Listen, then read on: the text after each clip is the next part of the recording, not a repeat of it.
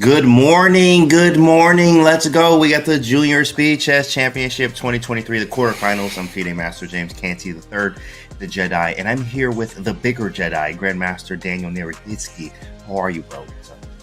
I'm great, James. I've been missing you ever since Norway. Super happy to be back together. It is early, but as I always say, the only thing that I'd like to be doing right now is watching a chess match. Could we get a chess match underway here, James, by any chance? Yeah. Definitely, we can get one underway today, guys. Of course, we got the Junior Speed Chess Championship, the JSCC. What is that, you ask? Well, I'm glad you asked that. In fact, What is let's that, actually James? look at. You know what? Let me tell you real quick about a story of the JSCC. Yes. So, JSCC, yes, in 1987, we were proving ground for the young chess talent here in the JSCC. Only players born 2005 or later are eligible. 4 players invited. And 4 players were qualified in the May 2023 events. The winner is actually invited to the main event, the SCC main event, the big dog event, the bigger dog event, because these are big dogs here. Even though they're kids, they're still very strong, but you get invited to the main event here. So look at this bracket here. We got Gukesh that really just went crazy yesterday against Ohanian. It was really tough to see that. I mean, he was really just swinging and did great, and obviously made it to the semifinals there. You saw the Christopher Yu match with Pranav. Of course, that was a nail biter. Pranav won by 1. Indians are very, very strong here. Excuse me. And then we have the rest of the brackets today. You're going to see Sadhwani and Samadov, later Lazovic and Darda there. So, Danya, I mean, anything stick out to you in this bracket? Well, 24-6 kind of sticks out to me, and I think it sticks out to everybody in the chat, James. Just absolute and utter domination by Gukesh over a very strong player, and it's important for Raunak Sadhwani to forget that match ever happened, because this is another GM versus IM matchup, another very strong blitz player, but I don't think Raunak is going to get blown out like this. He is a very strong blitz player in his own right, and I think that he's got a serious shot at an upset, James. But Gukesh, big round of applause to him in the first round. Absolutely. Big round of applause to the people that made it through. I mean, this stuff is tough. These kids are kids, right? But they don't play like it. In fact, as the chess shows here. So today's match is Raunak Sadhwani, very, very strong, absolute beast, versus Raunak Samadov there. You know, I used to call him Reed because it says this Reed there. It's just like, oh, Reed. Really cool. But Raunak Samadov, very strong player as well. So Danya, it's exciting. What do you think? It's gonna be an upset here. Who do you have? I'm gonna put you on the spot here. Danya. Who do you have today? You know, as commentators, we want a close match, but I also have to be objective. Raunak Sadhwani is the heavy favorite, and he's not just the heavy favorite. On paper, he's more experienced. He's the better blitz player. He is an excellent bullet player, which really worries me. Raunak, I know he plays a lot of blitz on chess.com. I haven't seen him play a lot of bullet. So a lot of things, James, will have to go right if Raunak is to score an upset. And given Raunak's pedigree and his experience level, I know you'll tuck into his pedigree in just a moment, it's going to be a real uphill climb all 3 hours for the Azeri prodigy. Absolutely. I do believe the same there. It is an uphill battle, but of course, we have the battle to see first as we see Raunak Sadhwani's card. Look at this guy. Look at the accolades. 2021 JSCC runner-up. He was already here before. He's done this. This is not his first time in this type of format. He knows what to do. 2022 Abu Dhabi Blitz winner. 2022 Chess Olympiad bronze medalist. 4th youngest Indian Grandmaster in history. Defeated former FIDE World Champion Veselin Topalov. That man, that kid there. In fact, because you can call him that. He's not a man until 18, right? 17 years old. Look at him, ready to go. And look at him in the comfortable chair there. I'm done. And he defeated Veselin Topalov. Veselin is currently in my city. He's 20 minutes away right now. I think I'm going to drive up and tell him that this is unacceptable. You can't lose to someone as weak as Raunak Sadhwani. Just kidding. He is an incredible young player. He has stabilized at 2,600 FIDE. He's got a vast array of opening knowledge. But again, Raunak Sadhwani is almost 2,500 FIDE in his own right. So the rating gap between them, James, both on chess.com and in terms of FIDE rating, isn't actually as vast as it may appear. Yeah, in fact, of course, a lot of times people think just because they are the favorite, which Raunak is, of course, the favorite, that he's just supposed to crush him and obliterate him. As you see Raunak on the screen there, he's ready to go. Wow, look at that. Sun's up. He's looking like he's awake and ready to go. International Master Raunak Samadov there, and he's the 7th seed, guys. Let's take a look at his player card. This man is an absolute beast here, right? And we keep saying, man, but he's a kid. He's 16, guys, 16 years old. Look at the accolades. 2017 European Youth Chess Championship, silver medalist, earned a Grandmaster norm in 2022 at the European Championship, earned the International Master title 2023, Olympics Esports Series 2023 top 16, and he earned this spot here in the JSCC through qualifier 1. So this guy is actually a little bit different than what you would think. He's not like a guy that he's unpredictable, I would say, in fact, because he has a lot to prove still. So this could be dangerous for Raunak. Yeah, he's getting better very fast. He just defeated Vladimir Kramnik in a sparkling game of the Black Pieces at the CCT qualifier. I was watching that live because I knew I'd be commentating this. I wanted to get some intel, but I really couldn't get a read on Samadov's play. Okay, James, please pick it up from here. My commentary game at 8:30 in the morning, my pun game. It's at an F right now, but I promise I'll bring it up to a C- by the end of the show. Oh, no, it's always nice to hear the puns from Danya here, guys. Of course, I want you guys in the chat. Who do you think is going to win today, right? Now, of course, we're going to bring up the funny thing here that we always, of course, Bobby Hess, Robert Hess, no chess without Hess, always is like, we want to prove it wrong. What? It's the smarter chess prediction. Here it is. Let's take a look at that. Blitz rating close, within 100 points.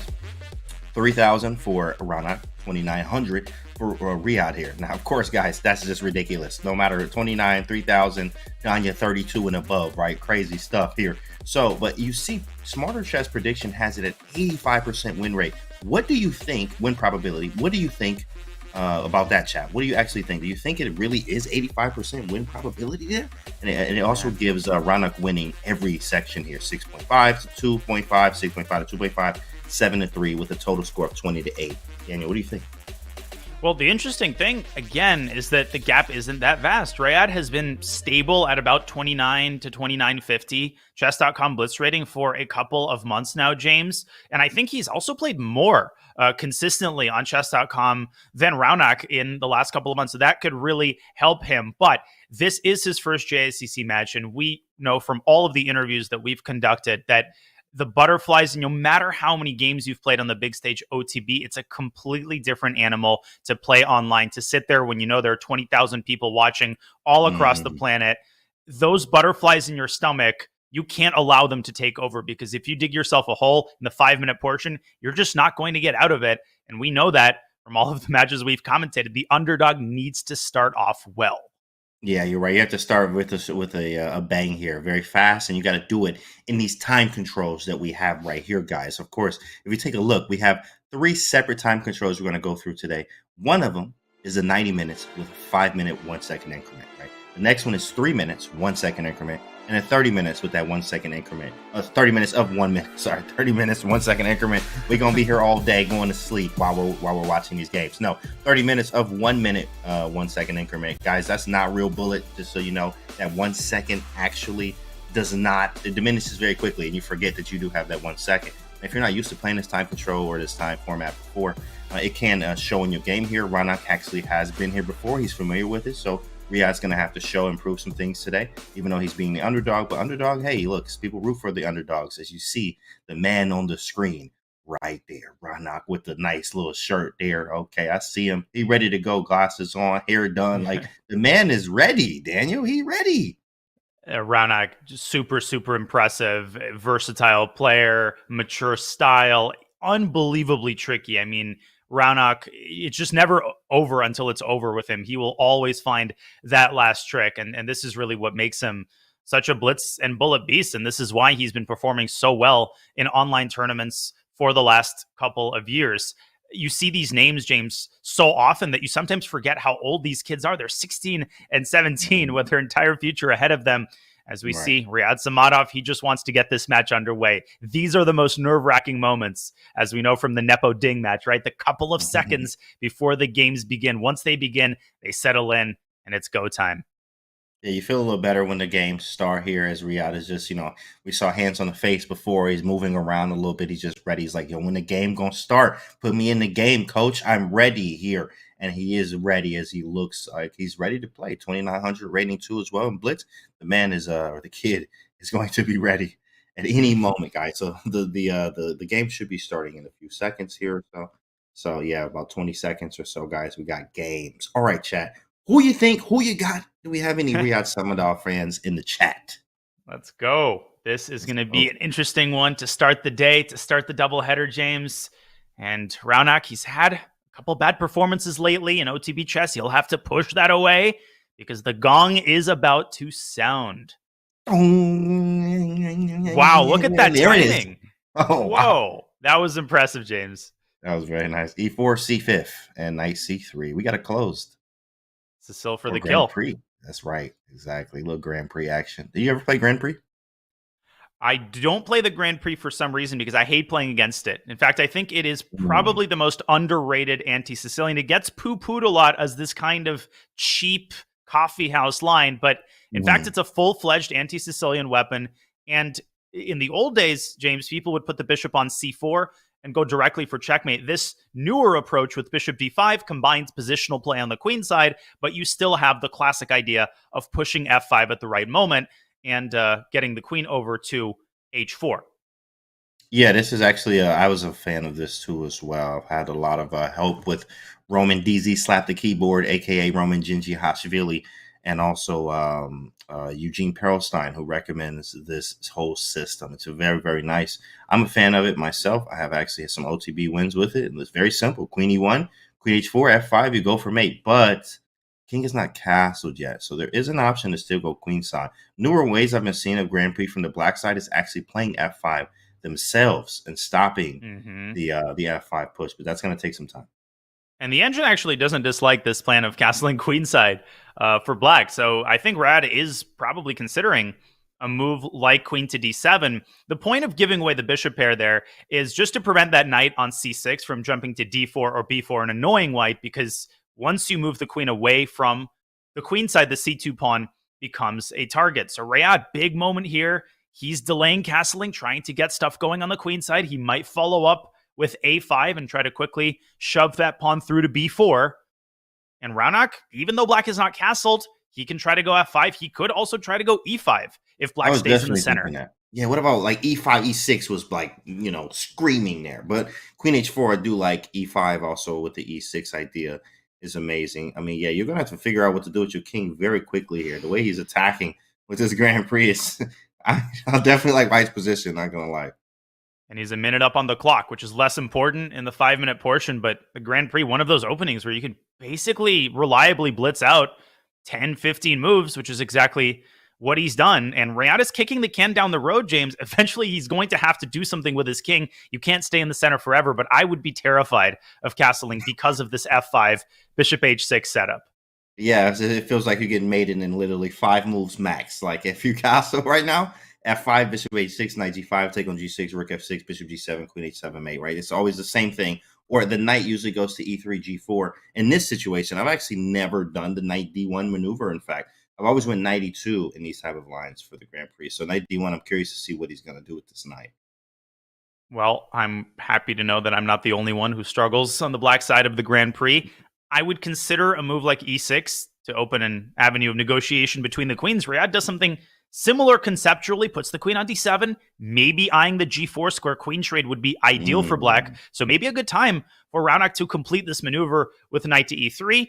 f5 still has to be calculated, but it loses a lot of its effectiveness, obviously, when black is not castled kingside. I wouldn't go f5. I would keep that for a rainy day. And there we see Raunak centralizing his knight and preventing queen g4.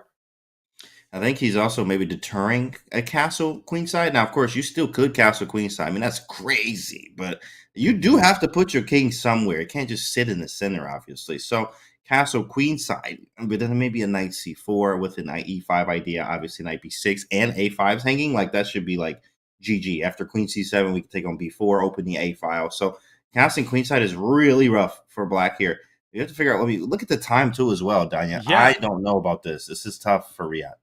And that's exactly the thing. When you analyze the Grand Prix with the engine, it always gives zeros. It always gives equality. But you look at the position, you don't know what to do. It's so uncomfortable. You can't castle kingside.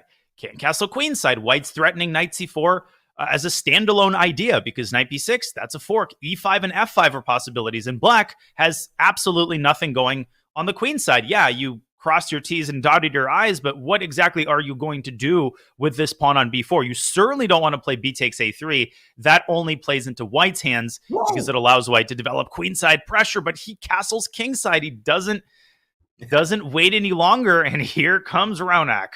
He laughs in the face of danger here. Yeah, go ahead, Raunak. Show me what you got. Show me what you got, young fella or older. Well, he's got F5. Like you're older, but yeah, 5. In fact, right. F5, which is played. F5. We got to go for this king side attack, obviously, now. And we're going to see if he's able to defend it. You like an E6 there? I think E6 has to be considered. Rayad, very calm, just drops the bishop back to B7, kind of calling Raunak's bluff. Now, you would love to get this bishop from C1 to H6. That is the drawback of this knight placement. So I would consider the move knight to C4, especially because it threatens a fork and wins a tempo. But Raunak, he is attacking with his pawns.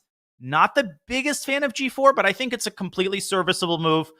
I just don't see how Rayad is going to stop this attack in the long run. Yeah, you're right. Correct. I think that's the word, the long run. In fact, here, yes, okay, I've stopped it right now. You don't have the usual Grand Prix attack. In fact, if we could take the knight on E3 and move it back to E2, then play bishop H6, we have ourselves a classic Grand Prix where it's really hard for black to defend this type of stuff. Bro, E5, Danya? I don't believe it. But now E5 forces the knight back to E8, and it already looks like you could start searching for a devastating blow. This is the kind of position you'd want to get after sacrificing something. The problem is Raunak hasn't sacrificed anything to get this position. Yeah, this is rough. E5, of course. Whoa. E4. Yeah. Right, is that just a piece? Bishop F6, there's G5. Right. Yeah, I think he's just, the engine is did not move much. So there's something we're missing. That's very strange, in fact, that he can actually play that. Now this is very devilish. It's E2 at the end. We could pull up our first analysis board of the day, and I'll show this line really quickly as Raunak is thinking. EF6, bishop F6, G5 looks winning for white, but Rayad has calculated one move further. DE, GF, E2. E2, hit him. Now, rook F2, and look at this, James. Bishop F3. Bishop F3, rook takes F3. Do you promote? No, but you play queen D4 check, deflecting white's queen. Now you promote. Okay, white blocks the rook. You take it. And then you take, and you're up in exchange at the end. Unbelievable calculation by Rayad. Look at that. It's happening. It's happening. The little COE. Oh, my goodness. That kid is sick. He just calculated that line like that? That is crazy, and it's happening right now. E2 on the board. He just I saw Raunak with the little lip like, okay, all right, okay. Yeah, you're right. You swing it. Okay. That's exactly what he just gave, that type of punch there and that type of expression. What do we have? Queen D4 is a very easy move to miss, James. And if he missed it, he's in trouble.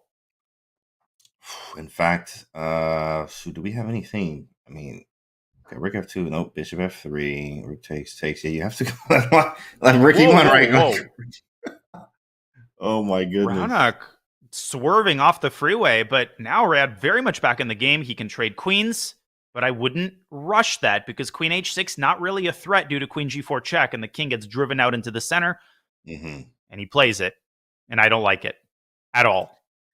Yeah, he definitely rested, as you said, but of course we can understand why he rested if we look at his time. I mean, he's down a minute on time, and then in another minute, he's going to have no time, right? So, and you only get that 1 second increment. It's not a lot of time. I'm not sure how much he's even played on this format of the 1 second increment. This is definitely still hard to play, though.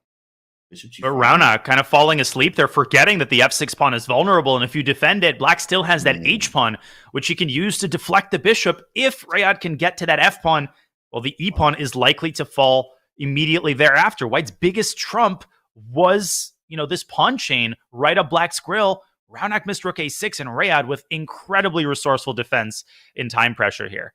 No, that was sick. That was a very sick line. If Rayad is playing like that first game, hey, bro, relax. I'm telling you, relax, he's good. Brother. He was very strong with that sequence of moves there. Found it very quickly. H3 played, maybe a bishop E3 to say, okay, you get the one pawn, I get one too as well. Bishop G5 is going to run into that H6 move that Danya pointed out. We got to figure out what to do here, and we need to be fast because this E2 pawn may be stronger than my. Whoa. Bishop E3 was a great move. I thought that would have kept an advantage for white. Raunak might be panicking here a little bit. Definitely. Maybe trying to play on the clock a little bit too. I'm up time. Let's just move fast, says Raunak.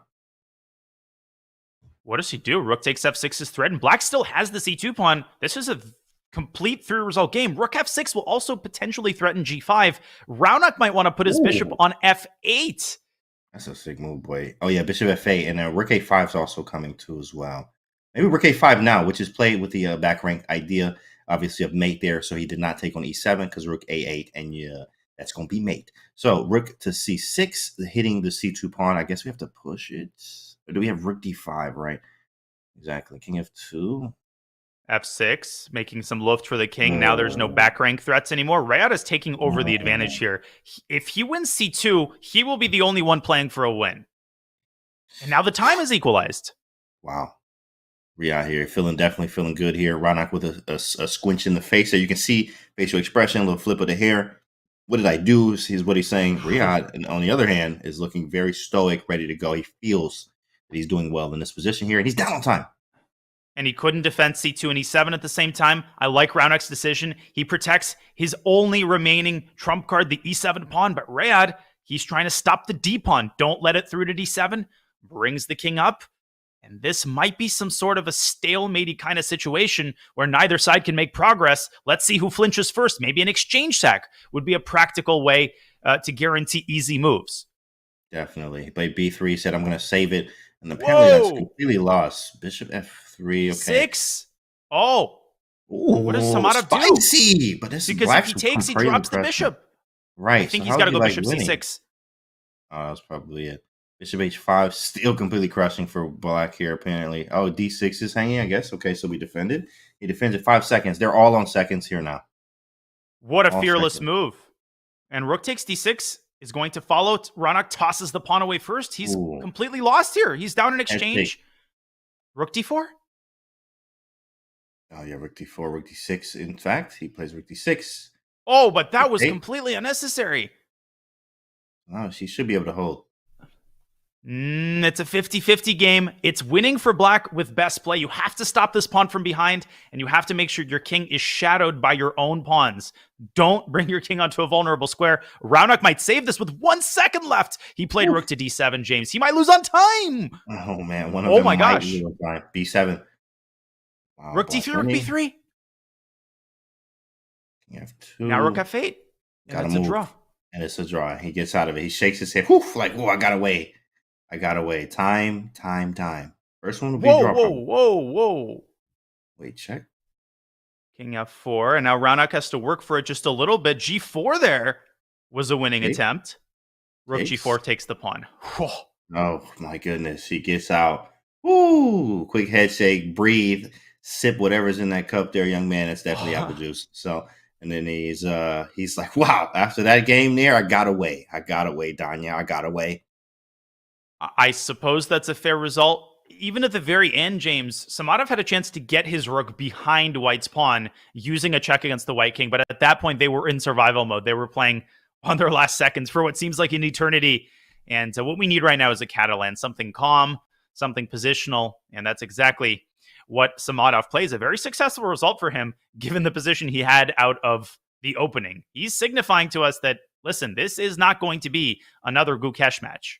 Yeah, exactly. He's like, what you think this is? Yeah, okay, 85% smarter chess? Hold this real quick. Hold up. Let me work. Let him cook, says Riyadh. So let's see what he does. In fact, that was a very impressive first game. That sequence of tactics was really nice. And of course, pretty sure Raunak probably missed the queen d4 move in there with that calculation. But so far, so good. Catalan, and of course, I've studied a little bit of this. I studied a little bit of everything, just trying to figure out what you want to play. Not a real fan of these positions as White, but White definitely always gets some type of nagging edge because of its the Catalan, right? What's your experience there, Daniel? Don't ask. I've never played the Catalan with White, and what we're seeing right now is precisely the reason why. Now, Raunak, given the match, well, there's no match situation. We're 1 game in.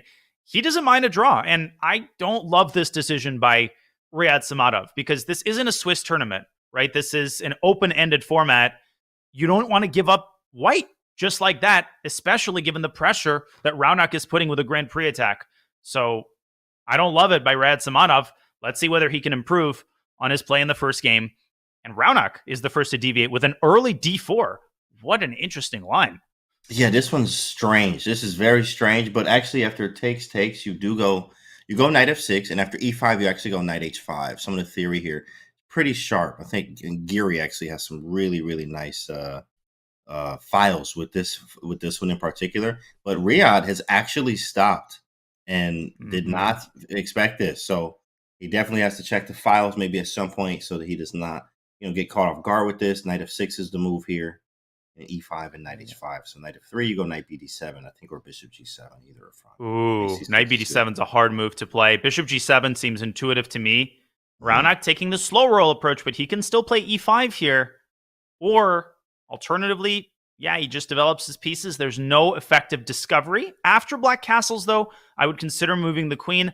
I'm not a specialist in this line, but I've seen queen f2 played pretty often, and we've transposed into something resembling a dragon. Yeah, something for 100% dragon-like here where, you know how we like to attack here, Danya. You can feel f5, h4s, our potentials, casting queenside and launching everything I have on the king side of the board. Bishop d2 probably so I can hold the c3 knight just in case of sacrifices. On c3 with the rook, maybe after rook c8 at some point. And but casting queenside, h3, stopping anything swinging into g4. Also preparing g4 myself. Yeah, Sadhwani kind of doing what Samadov was doing in the first game of the black pieces, keeping his king in the center for the time being, trying to keep black guessing. If black plays a move like a6, implying that he wants to play b5, then white might go kingside. Alternatively, if black does something in the center, then maybe white will go queenside. And he's playing the kind of tricky chess, which is forcing Samadov to stop and think on every move. He's got to watch his clock here in the early going. Yeah, he's got to watch his clock, especially with that the first game too. The first game, Riyadh was definitely playing very sharp. It was nice to see.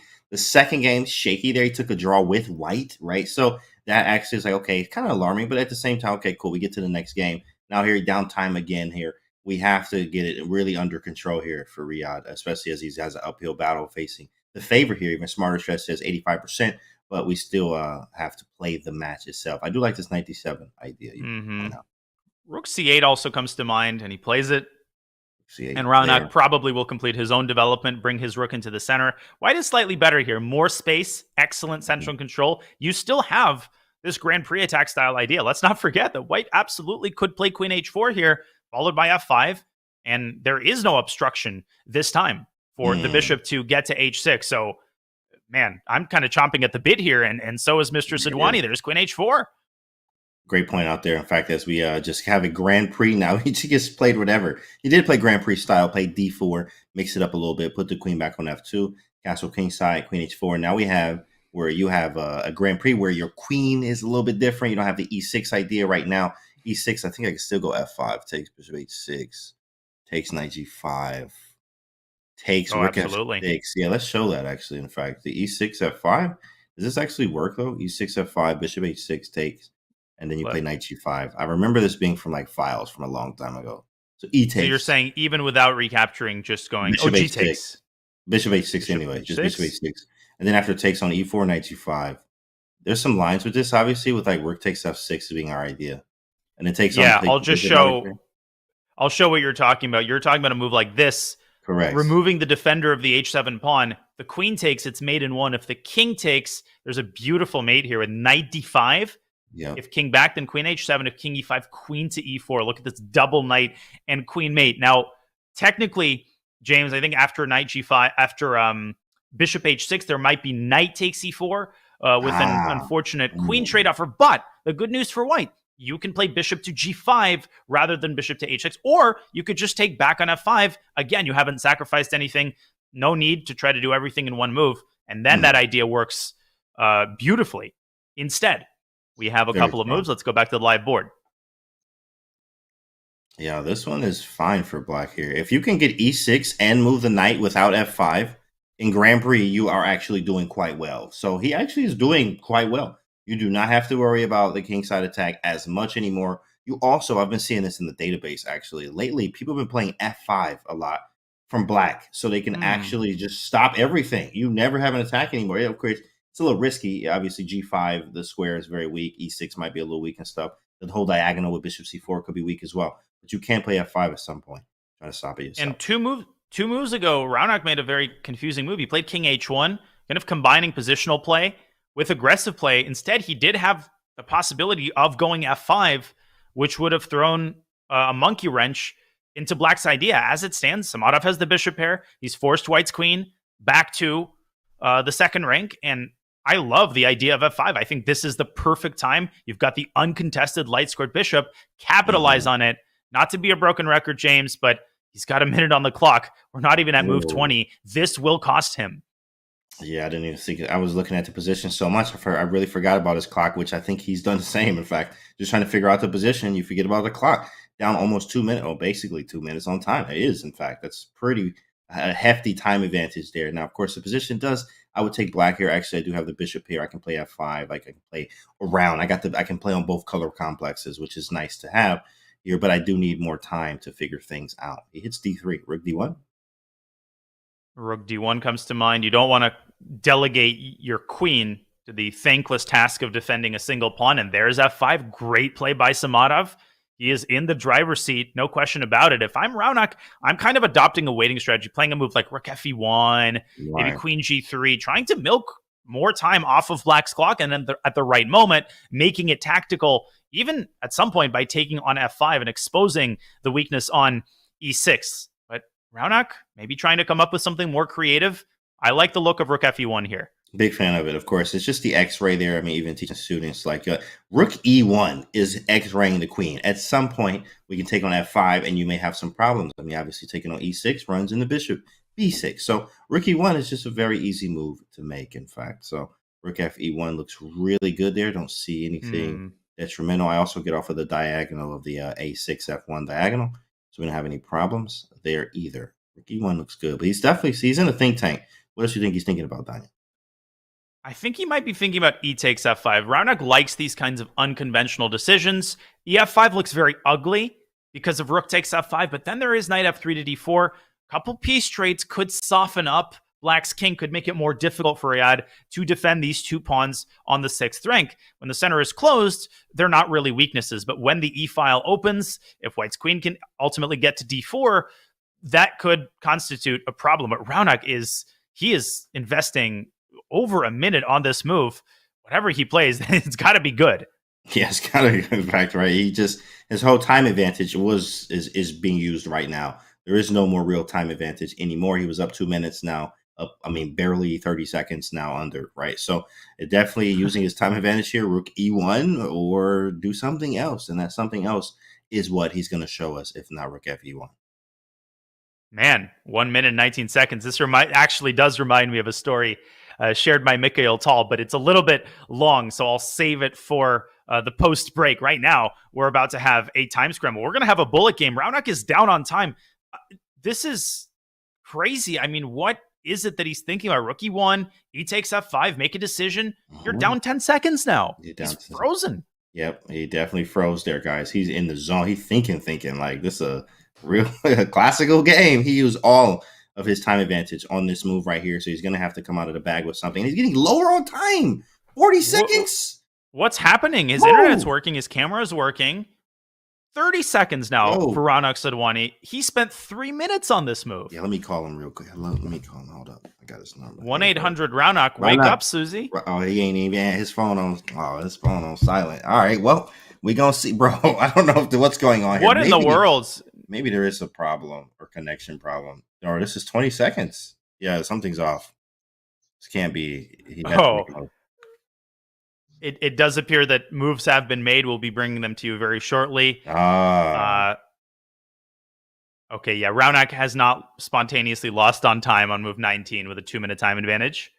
The moves should be coming in any moment now. Raunak has not lost on time. The game is underway, folks. So we will fix that momentarily. Yeah. Wow. In the meantime, 1-1, James. That was slightly anticlimactic, but I'm glad that Raunak...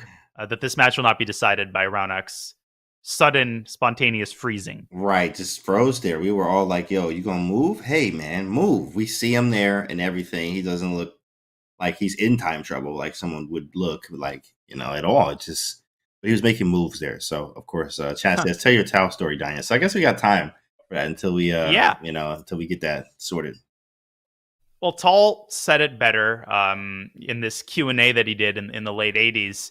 The story approximately goes, when Tal was an international master, he was playing the Soviet Championship. There were 2 rounds left, and he needed 1.5 out of 2 to get a Grandmaster norm. He was playing Ratmir Holmov, who was also a young international master, also needed 1.5 out of 2 to get his Grandmaster norm. So Tal was playing Holmov with the black pieces, and Holmov has David Bronstein in the final round, which is essentially an unwinnable game. So nice. Holmov basically needs to win this game with white. So they're playing, and 20 or 25 moves in, the position liquidates, and according to Tal, it looks like a complete dead draw. So Tal makes a move, and he offers a draw.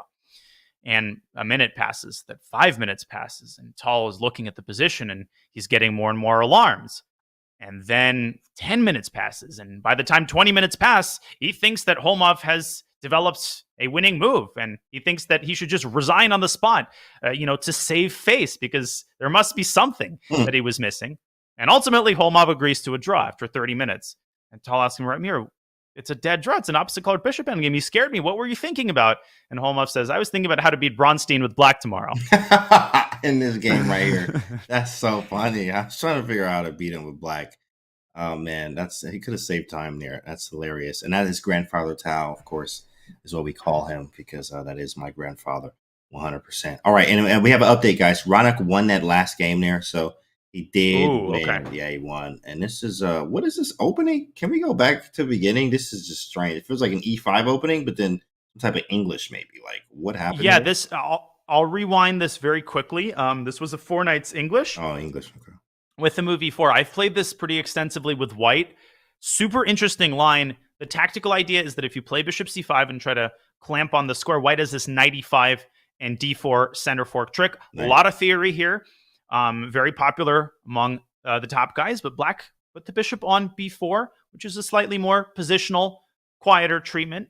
White chases the bishop around, grabs that bishop pair, but in return, you've got a big, big hole, James, on D4, and that is a slightly disconcerting knight there. Yeah, it's a very strong knight, but also we do have the bishop pair to try to compensate there. This is a lot of a positional struggle. I mean, we also can play bishop G5 at some point. F4, aggressive intentions like we love to play.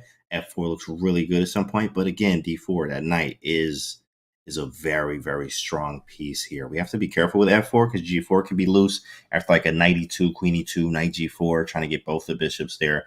You weaken your dark squares. So maybe an H3 from white here, but positional battle so far.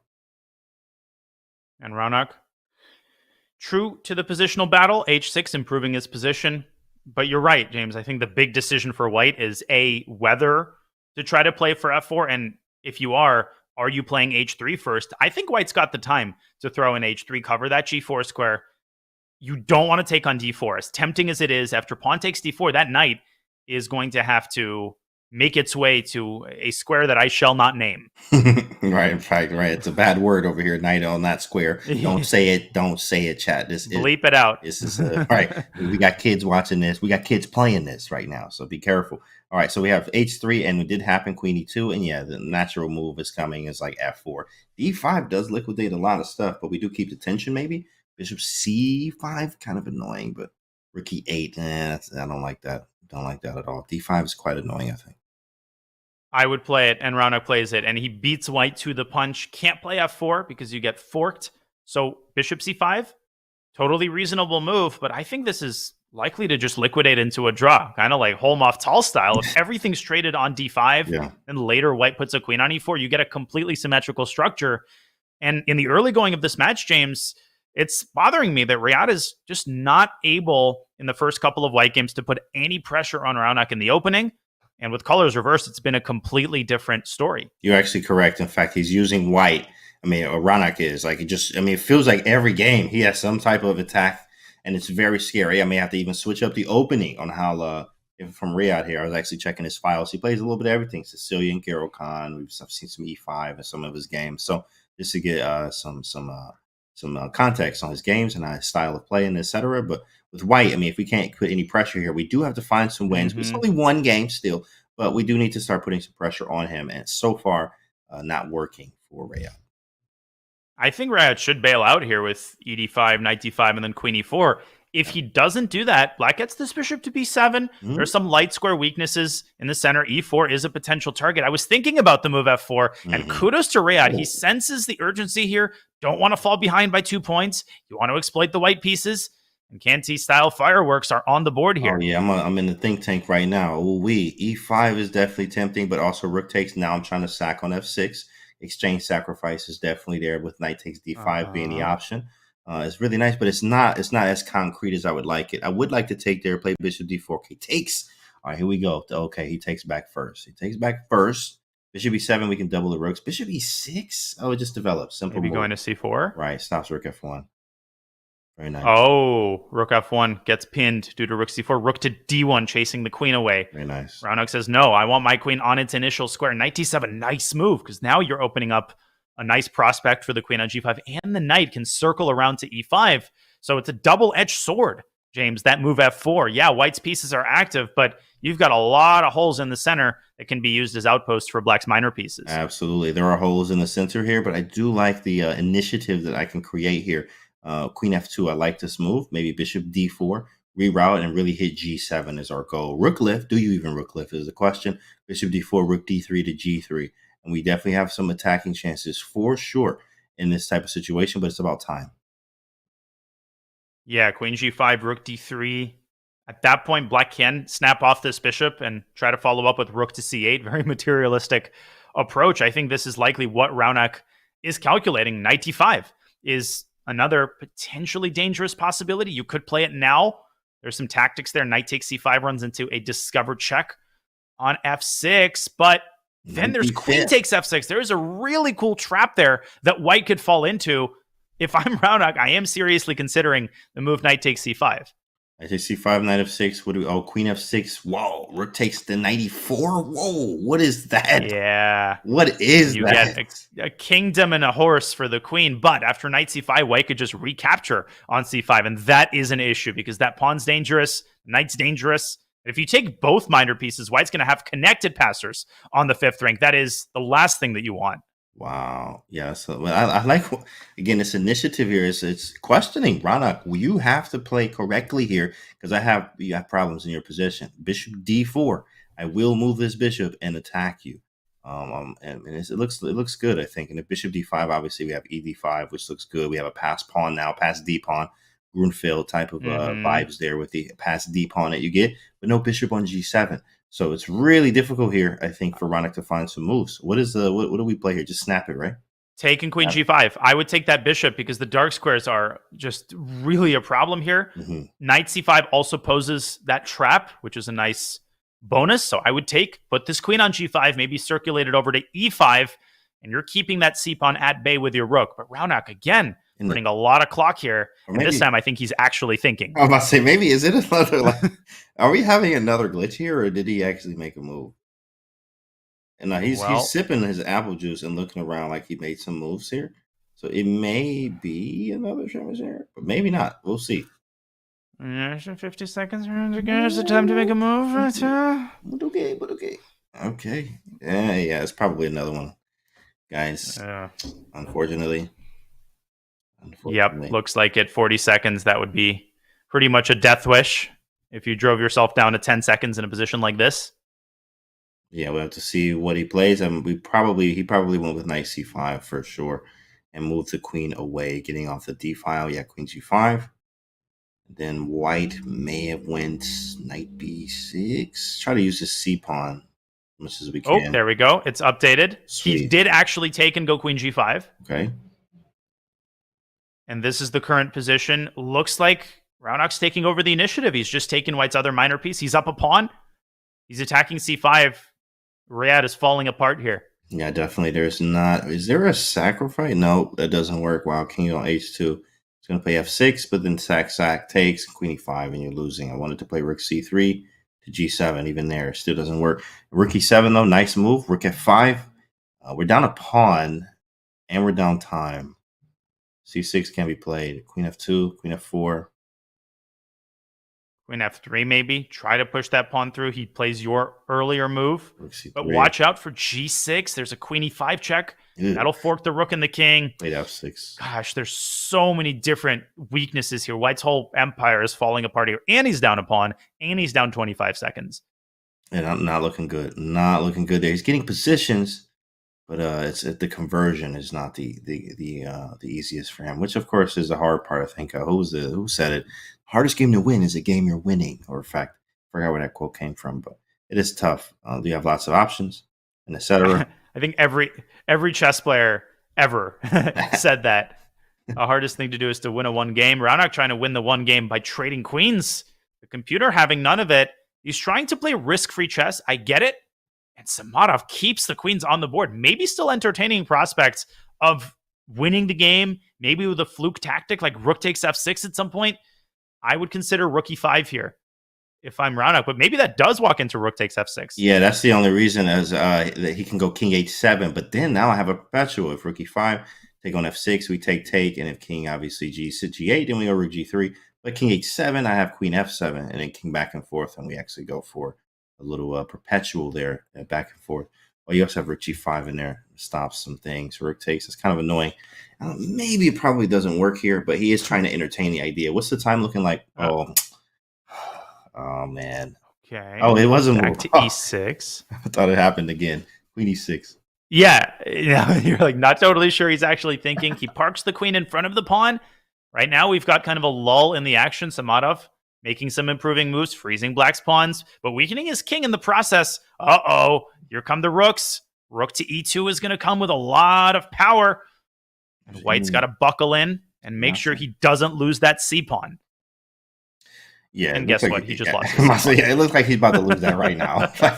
Wait, can I take on I'm sorry. Oh, he takes on h5. That was my bad. Rook g8 simply. Yeah, rook g8. Oh, man. Rook f6 and rook h5. Jeez. 7 seconds, though. He defends with his queen. Whoa. Rook f5. There's queen e8. And the queen comes back for the other rook. And Raunak, he missed rook e5 and queen takes a6. That picks up a pawn. And b5 might fall as well. Samadov is back in the game.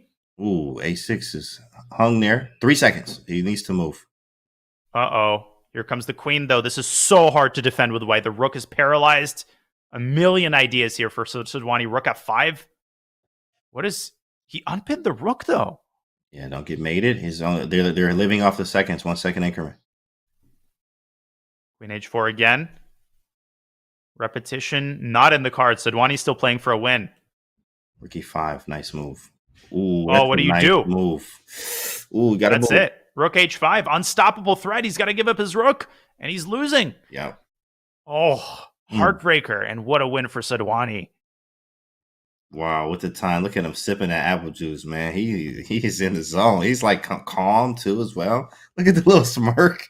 This guy is a character. We love him. Raunak Sadhwani as another win there. We have a Carol Khan. Now, this one is actually, I know from his files, Riyadh plays this quite often, especially in tournaments too as well. So see if he has any success here with the Carol Khan. Super important game for the IM from Azerbaijan. He's down 2 points. We're going to have that halftime break after this game. The last thing you want is to dig yourself that early hole. I said that before the match started, and it's kind of happening right now. So if you could score that win, even if you could hold a draw with the black pieces, give yourself a little confidence. Right now, he is in a bit of a tailspin. Let's see what Samadov brings to the table. Well, he's brought a pawn sack to the table, and I don't know if knight c6 is the right move in that position. I think he might have just confused his own prep. Yeah, it's a move order issues there. Whoa. Yeah, bishop b5, bishop b5, and a queen a4 type. This looks awful for black. You do this sometimes, but not generally when the pawn is on a. Allowing bishop b5 here is often the path to immediate calamity because this knight on c6 is going to get massacred by the combined forces of white's knight and queen. And actually in the Jobava lines that we like so much, of course, when they play a6 early and we take on c5 and hold the pawn, and bishop b5 and we take it on c6, and we have sort of the same type of structure here in a way where we just, hey, we got this pawn. It's usually the other way, like b4, but d6, c5 is playable too as well. But we do have this pawn. It's ours.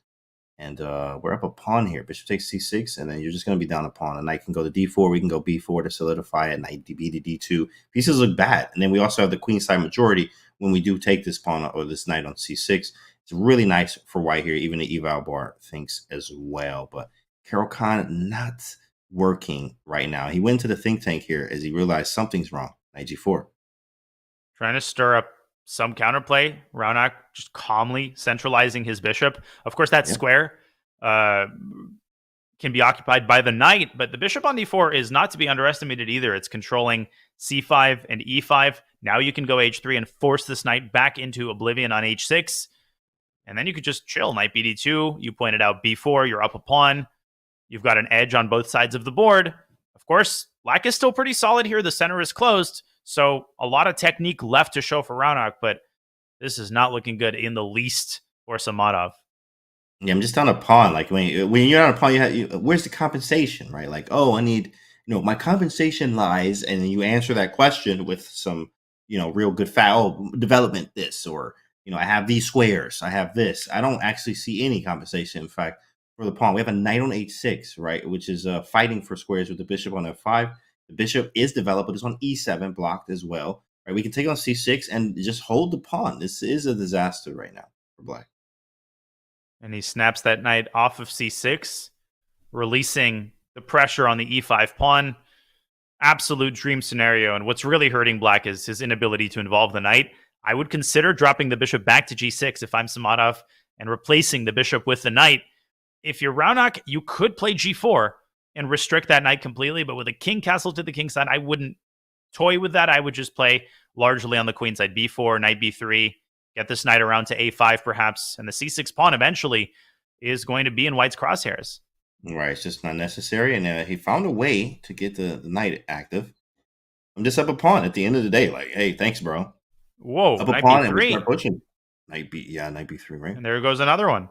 Sheesh, just hit the button. Just start a new one now, right? Of course, you got to fight this out, but man, this is tough. We're gonna take on a5. Look at him sip the juice. Raunak is a trip. Like Raunak is just like you just can't make these one move mistakes against a seasoned 2600 GM, and Samadov has to step it up here. Knight takes a5. Probably will have to sack the exchange on a5. I think that is the best practical chance, but he's completely lost. And he's completely lost not just because of the exchange, but this a pawn, James. Mm-hmm. It's going to rumble up the board eventually, and black only has one rook to do everything. Now, in fact, he's already doing that. Knight d2. Yeah, actually hit the button, right? a4, knight b3 is coming, and you just run the pawn. Ugh. a4, knight b3, a5. Put everything over there, run the pawn as much as we can, right? This is a rough one. I mean, I definitely liked his Caro-Kanns in the classical games, but this blitz game, this is not what he wanted here. I think also a lot of times too, when you're down, you just kind of mix things up. Knight b3 again. Oh, but you can just go like queen. Rook takes b3 is coming though. Yeah, I would consider rook a3, rook b3. Still some work left to do. Black is very active here, at least visually. Hard for white to kind of untangle and make progress past a5, because the queen is going to park itself on a6. White doesn't have a light-scored bishop, so it's actually hard to dislodge the queen from a6. White would love to trade a pair of rooks. That would make his task a lot easier. Raunak maybe trying to trade off some minor pieces, and he gives up the pawn on c5 in order to do that. And I'm not sure that was a worthy price to pay. I guess we'll find out. He's like, push the push. Past pawns must be pushing. Yeah, exactly. Still That's winning. What it says in the book. Push that boy. He said, not today, though. I'll wait. Doesn't matter. He's going to go rook b1. It's completely winning position. Absolutely. Push and just be done with it. And be done. Wow. This is going to be a 3-point lead if he's able to convert here, which doesn't seem like it's going to be a problem. But you can play a5 anyway. A5. Ooh, with the G4 at the end? Yeah. Ooh. He's going to see that too. I mean, this is low-hanging fruit right here for Raunak. Nasty, dog. Rook A5, Rook A5, Rook A5, Rook A5, Queen A5, Rook B8, H7, G4. That's sick. I'll show that on the board just for the peanut gallery. Check. Force the king onto H7. The knight is pinned. G4, you've got a single check. You block with the rook. The game is over. So you're damned if you do, damned if you don't. This is a resignable position. He just pushes it through, and just look at how calm and comfortable Raunak is. It doesn't seem like he's breaking a sweat here at all. You can see on Riyad's face there. He's not having a good day at the office. But at the same time, there's still a lot of chess left. And I think even yesterday we saw Christopher Yu and Pranav in that matchup. Christopher Yu was down like 3-4 games at one point, something like that. It was like, whoa, Pranav is just swinging. And then the score ended with only a 1-game lead for Pranav at the end. So it's very possible still. Nothing is over yet, but he is going to have to step up and start swinging back here.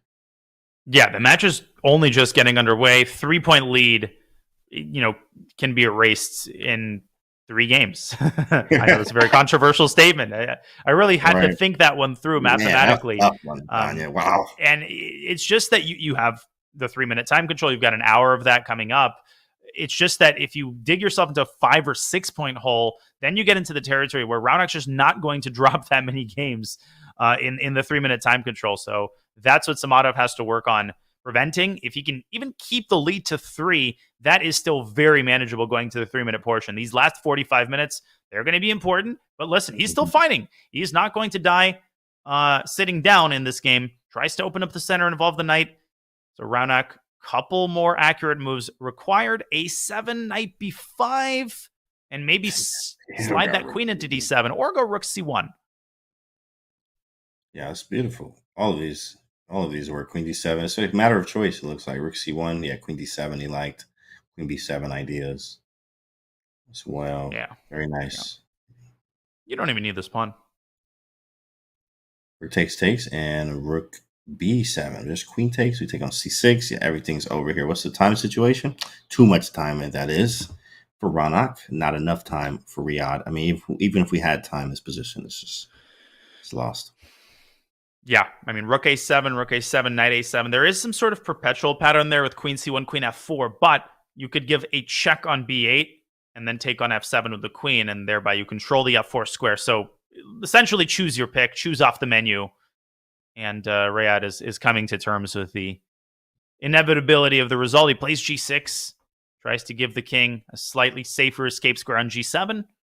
There must be a winning tactic here, James. It's a little bit too early, though. The puzzle rush. Maybe just rook c1. Yeah, right. Rook c1. Very simple. And then take on c6. Goodbye. Goodbye. Nodding a little bit. Raunak showing a lot of confidence right now. He feels very good. I mean, as you should. You're up in the match here. You were the favorite as well. So everything's going very well for him right now. Riyad is going to have to do a mental shift. And sometimes the break is good because I think this is like 3 in a row here. If he wins this game, which it looks is going to be likely that Raunak wins this game, I think that's 2 or 3 in a row, which you just need to stop the bleeding, right? Sometimes you want to actually have that, hey, I need a break. And then you come back and sometimes you just snap out of it. Sometimes those little breaks help. We'll see if that happens for Riyad. And this is the more disturbing game because the last one was a time scramble. And when you have a scramble like that, you know that it can go either way. You're going to lose. You're going to win some. You're going to lose some. When you've got seconds on your clock, it's just inevitable that sometimes things aren't going to go your way. But what you want to avoid are the one-sided games because when you get into that territory, 20, 25 moves, and you're lost out of an opening that you play in OTB chess, that's when you're in trouble. And Raunak is taking his time. He knows that he's going to win this game.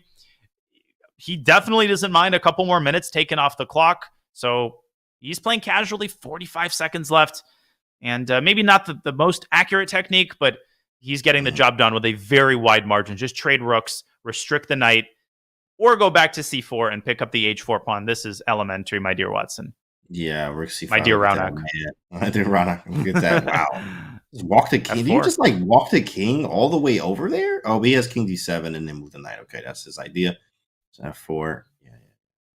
King up. Yeah, but congrats. You liberated your knight. You're going to lose all the rest of your pawns on the king side. I forgot about this. Don't get forked here, guys. Keep the rook far away from that king. King g5. And nice. Uh-oh. And there it is. Press the button. Hit the button. Hit the button. And he did. Hit the button. Raunak gets up there. Is he like on a couch or something? He kind of like climbed off of that. Like he kind of climbed out. That man too relaxed. You know what I mean? He on a couch, like playing high level JSCC right now, Daniel. Great start for Raunak. I mean, first game was kind of shaky, topsy-turvy Grand Prix attack, but that's to be expected. Everybody has butterflies in their stomach when an SCC or JSCC match begins. Once Raunak settled into his groove, he is a well-oiled machine. Riyad Samadov, he'll need some magic in the last 40 minutes here to stop the bleeding, reverse the tailspin, and most importantly, James, keep this lead to manageable digits. Yeah, well, hopefully he can, hopefully Riyad can come back and be good. Of course, we're going to take a quick break here, guys, and we'll be back with the JSCC, so don't go anywhere, guys.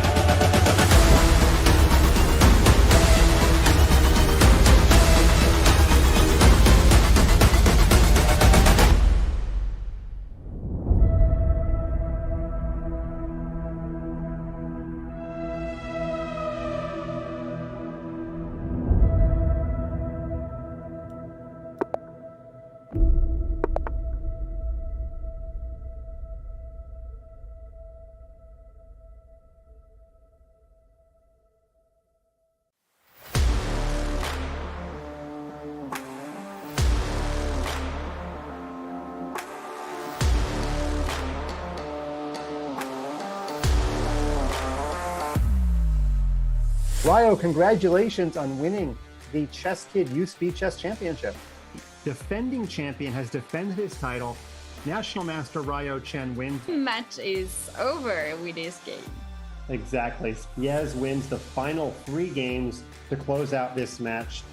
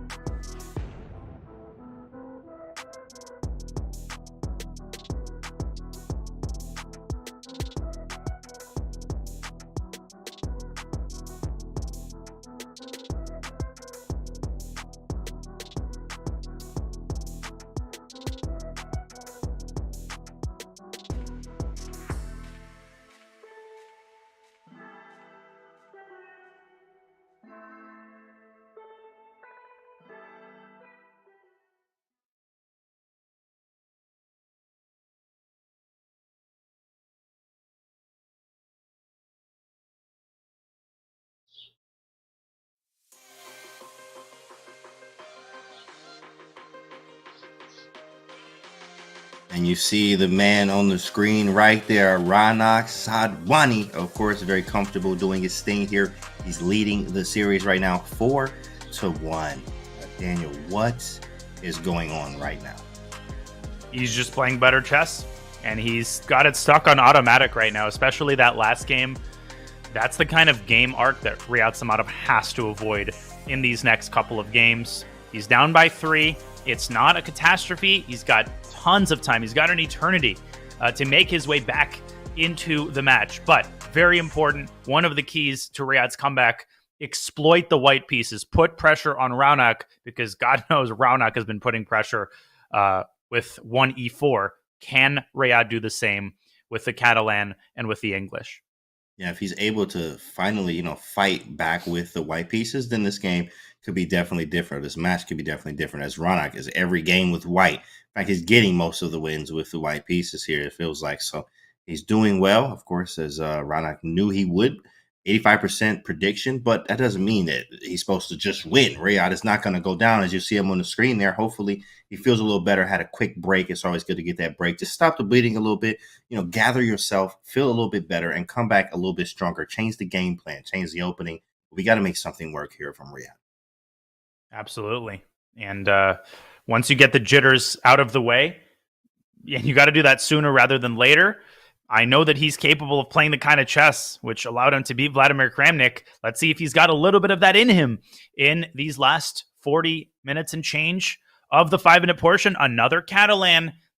Don't repeat. Whatever you do, do not go for this bishop f4, bishop c1 repetition, or I think we need to stop this match right here and right now. This is what I'm talking about. There we go. That's the new stuff, right? Look at Raunak like, all right, hold on. Let me think about the file. Hold on. Let me see. Where's that in the files? Oh, wait, hold up. Let me just make a move. The h4, this is right up our alley here. We've been seeing a lot of this lately. In fact, more aggressive Catalan. Oh, man, I'm definitely with that. And then castle queenside. Right, it's going to be nice with knight to g5. Ooh, there's some fun stuff. This is what we were looking for from Riyad. Absolutely. And desperate times call for desperate measures. h4 is a flexible move. It's not as committal of a move as some people think it is. I think some people look at h4, okay, that's it. You have to go kitchen sink, sack all the pieces. Not necessarily. You can still castle kingside, but I think he is throwing the kitchen sink at black. And I think b6 might have been an inaccuracy by Raunak, which allows white to blast open that center. If pawn takes pawn, Riyad might throw his knight onto g5. No, he takes back. Now Raunak might take and go bishop b7. Looks like white's got the initiative, though. Maybe now knight g5. Exactly. Definitely knight g5. One of those knights. See which one? We don't really know yet, but both of those knights look very good going into g5. Knight f to g. I like it a lot. h6. Can you play that? Well, I'm actually going to take on f6, or maybe I even take just castle queenside, Danya. I don't even care. You can take the knight. Do it. If you take the knight, it's not going to be a good knight. Castle queenside and get out of there. Yeah, I'll gift wrap that knight for you. And Riyad takes on f6. Didn't see strictly why that was necessary. I don't think it hurts white's attacking chances. And all that remains between black and calamity is this knight on f6. So white's got this idea of bishop c3 and d5. It's a little bit slow, though. But Raunak, he's got to figure something out. He's got to secure this h7 square. How does he do it? Man, exactly. I was like, man, it might be getting made. This might be the game. Bishop this c3 might and be d5. The game, bro. Right, exactly. Might be the game for Riyad here. This was a very strong. I don't think he was looking forward to that. Yeah, queen c8. I don't know. I think he's paving the way for rook d8, and what he wants just to run on the king's own 2 feet into the center. Right. This is a classic defensive idea, and it might be working well against Riyad's move. Wow, you're actually right. That's crazy how that works, because even with the queen on h7, I run the king to e7. Your queen, maybe not trapped, but you have queen h8 check back to h7, and the knight's still being on pre there. At some point, I can take this knight when I'm very safe. Also, queen on the c file lines up with the king on the c file. So opening up the game may not be sometimes the smartest thing. I mean, I maybe even have some pressure of my own on your king. That was a very clever sequence. Queen c8, rook d8 ideas. I think that was pretty good from Raunak. Absolutely. And for newer players, if we could pull up an analysis board quickly, it's very common to just assume that when a queen lands on h7, the game is over, because it does look like a devastating check at first glance, but in this particular version, white loses the game. The king runs to e7, which is a completely safe square, as you pointed out, James. So it's important not to assume that a check on h7 ends the game. Oftentimes, if the king has an escape route to the center, There's nothing to worry about. But Raunak is worrying about something because he just took a drastic measure with the move G6. What? That I makes he play that. zero. That is a very bad move. And I think Rad could just throw everything at black with the move H5 now. H5 is begging to be played here. Sack that knight, open the H file. I have no clue what Raunak was worried about. But after Rook D8, he was in ship shape. Yeah, I actually thought, a G6 was deterred a move or two ago because of knight E6. Now with the queen on C8, you can't play knight E6, obviously, because queen E6 now. But now I'm looking at D5 just to open things up and try to get, obviously, knight E6 in still as well, but it's not possible. D5 takes, bishop F6 takes. Doesn't work yet. I'm also looking at F7, like knight F7, but king F7 there. So H5, he takes on H6. We take on G6, H5, and we live. Right? I don't think there's much to calculate there. H5, HG, HG, and if the king moves up to G7, then maybe you could play D5 and open up the bishop. But if you're playing the H4 Catalan, you have to be ready to play a move like that. And this is what's been lacking for Riyadh. He's still much better, to be completely fair, James. So I don't want to criticize him too much. I still think he's much, much better. But if he doesn't win this game, this is what the Monday morning quarterbacks are going to be pointing to, this moment right here. Yeah, that was definitely a moment right there. Of course, the man is very strong, but he definitely, I think, missed a shot there. That's just something we would play. We wouldn't even think twice about that. Nope. I mean, okay, you do think twice. You're like, oh, is D5 or H5? It's one of these fives. Yeah, something's gonna get pushed, and then you figure out through a little bit of calculation. Oh, we want to go H5, and then we go with that one, and we go for mate here. Okay, he did let him consolidate a little bit. Now we're thinking about sacrificing on G6, playing D5, which he does. He sacks, but I don't think it's correct. It just doesn't feel we don't have enough. After D5, we just defend everything with a still looks good, but King H8. Yeah. That doesn't work great. Some very puzzling decisions in this game. Now, clearly, Raunak was worried about the discovered attack on the bishop with D5.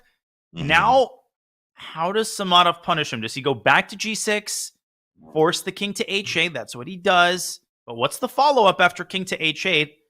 Maybe it's a slow move. You know, sometimes in these positions, you don't have a force to win. You play a move like rook H to E1. You say, listen, I've got 3 pawns for the piece. I don't need to hurry. If this was a bullet game, I would play rook E1 instantly.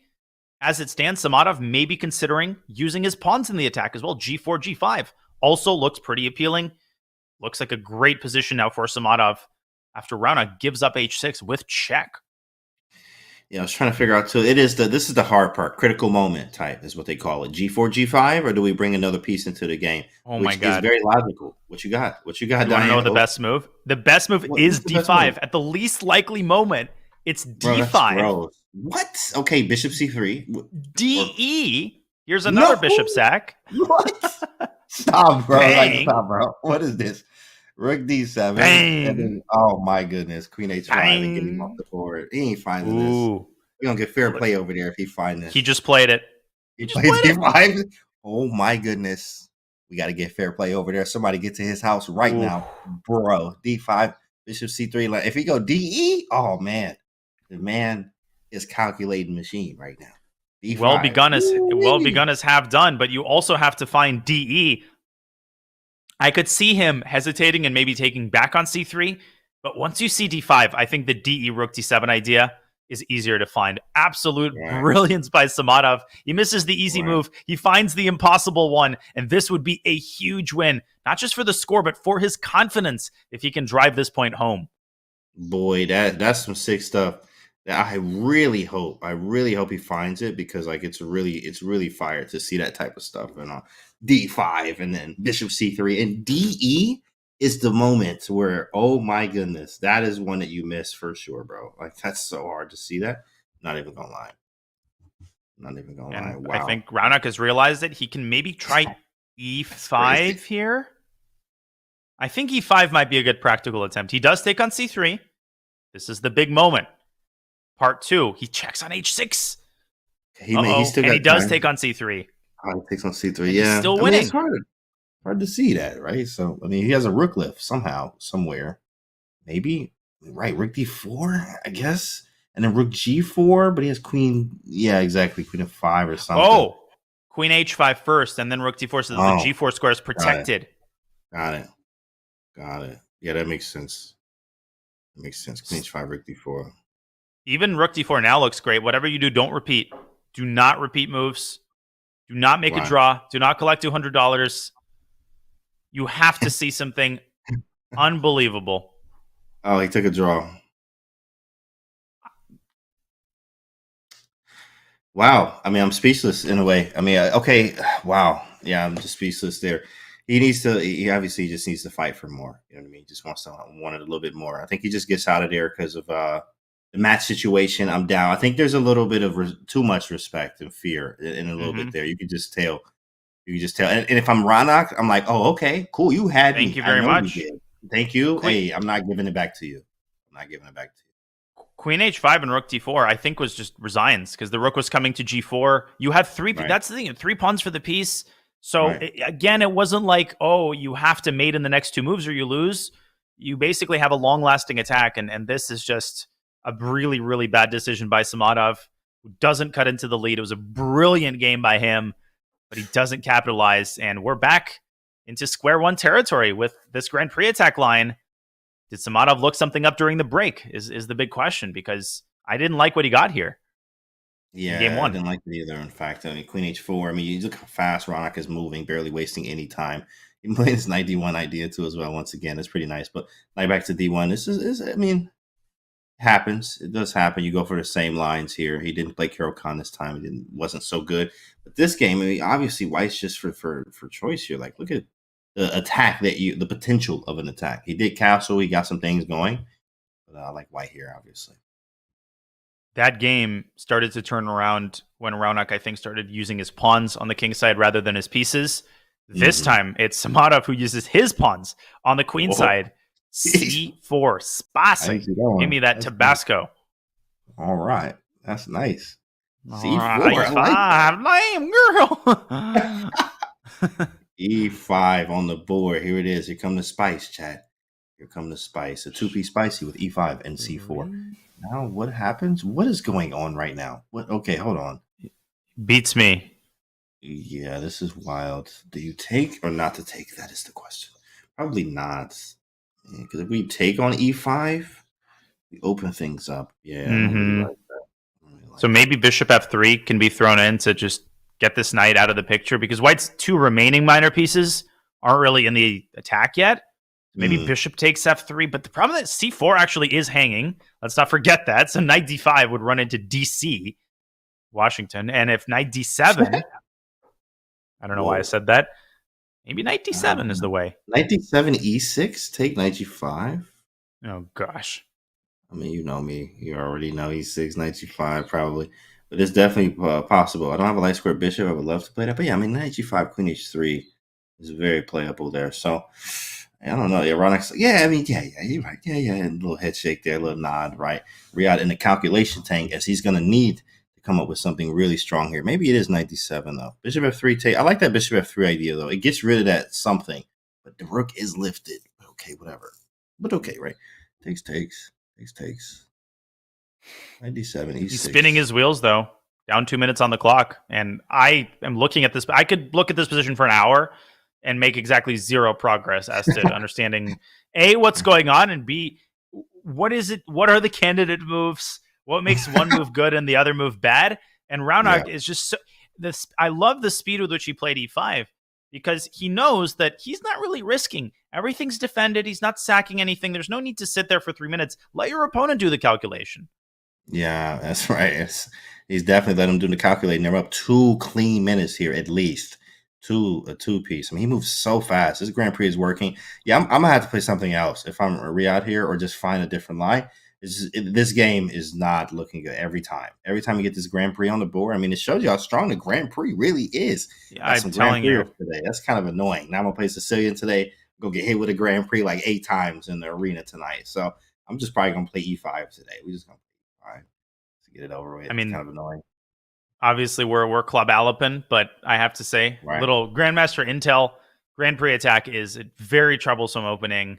I've never liked playing against it from day one. I'm a Sicilian lifer with black, but Grand Prix is just one of those openings that always seems to go under the radar, and you can see what it's doing to, a very, very strong young international master who presumably studies theory, he is down to a minute. And this time I think he's actually thinking.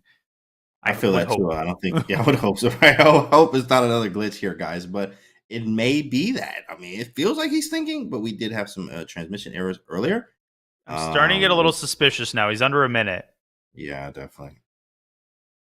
All right, let's see if we can get some clarity on this. 45 seconds now for Samadov. E5, man, froze, right? Froze. No, but it's probably transmission here, guys, which we are going to fix, and we will have it. We will have it updated on the board there. I forgot Raunak had that tattoo. He put his arm up, and I forgot. I was like, man, he got the whole sleeve there. Raunak Sadhwani. Pretty cool ink from him. So E5, yeah, this is transmission, guys. There's no way he has 20 seconds here in this position. There's no way. So we are updating that. Chat, what do you think? What do you think, chat? What do you think? I was playing $100 there we go. Arena. Oh my goodness. Oh my gosh. What is this, bro? What happened? Yeah, we can't. We've had zero clarity. Like, the position has changed, but I still have no idea what's going on. I think Raunak is better. Yeah, definitely. Oh, yeah. If I see a pawn on E7, can't castle. What happened? How did we get here? Can we go back a little bit? Of course. E5, knight D7. He just took on D6. Okay. And then bishop F6, he took E7, counterattacking the queen. Queen B6 check. Queen dropped back to cover. CD, bishop E3 intermezzo, hitting the queen. And the smoke is starting to clear. And after C takes D3, let me make one uncontroversial observation. White is up 2 pawns there. Black can recapture one of them, but not the other. Bishop D4 also looks very juicy, just to knock this bishop off the board. Still liking white here. Absolutely. I mean, the king safety, and we compare pieces. Okay, now he can castle. But before, there was none of that. Maybe F5 anyway. I mean, really, this is more... These Grand Prix. It's Grand Prix attack. It's not Grand Prix build it up. Grand Prix, let me build up, let me develop my pieces. Of course, you need to, obviously, but this is a Grand Prix attack, so you have to keep attacking. This is why it's a fun opening to play. And actually, Raunak is using it with success here, having a better position in all of this chaos. Definitely prefer white. Bishop D4 looks good. I like F5 as well, just doing it, just throwing it up there. Bishop H6 intentions, maybe at some point. I mean, open things up, but the worst piece is definitely that knight on D1. It's pretty gross. Maybe Bishop D4 and knight E3.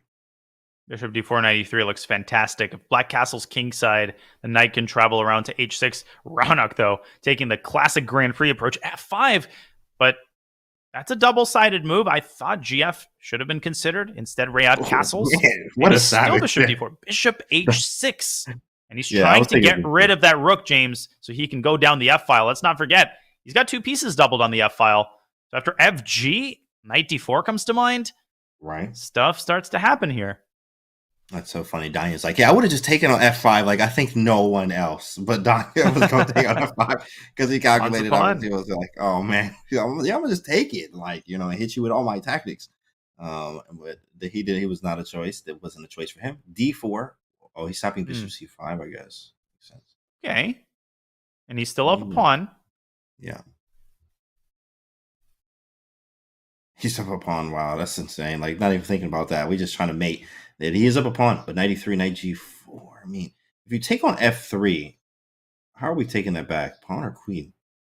Rayad has the same question. Probably queen, given the match situation. Same thing. Yep. Takes. I'm up a pawn. So now I'm not getting mated. Bishop F6 should be a draw here, I think, because Black has a lot of activity to compensate for the pawn. White's got discombobulated pieces. That's the downside of openings like the Grand Prix. When the queens go off the board, the pieces that were located so well earlier, that were bound together by the queen, now are all confused and scattered about the board. And maybe Raunak should just give away the D4 pawn and instead work on coordinating his pieces with a move like knight to C3.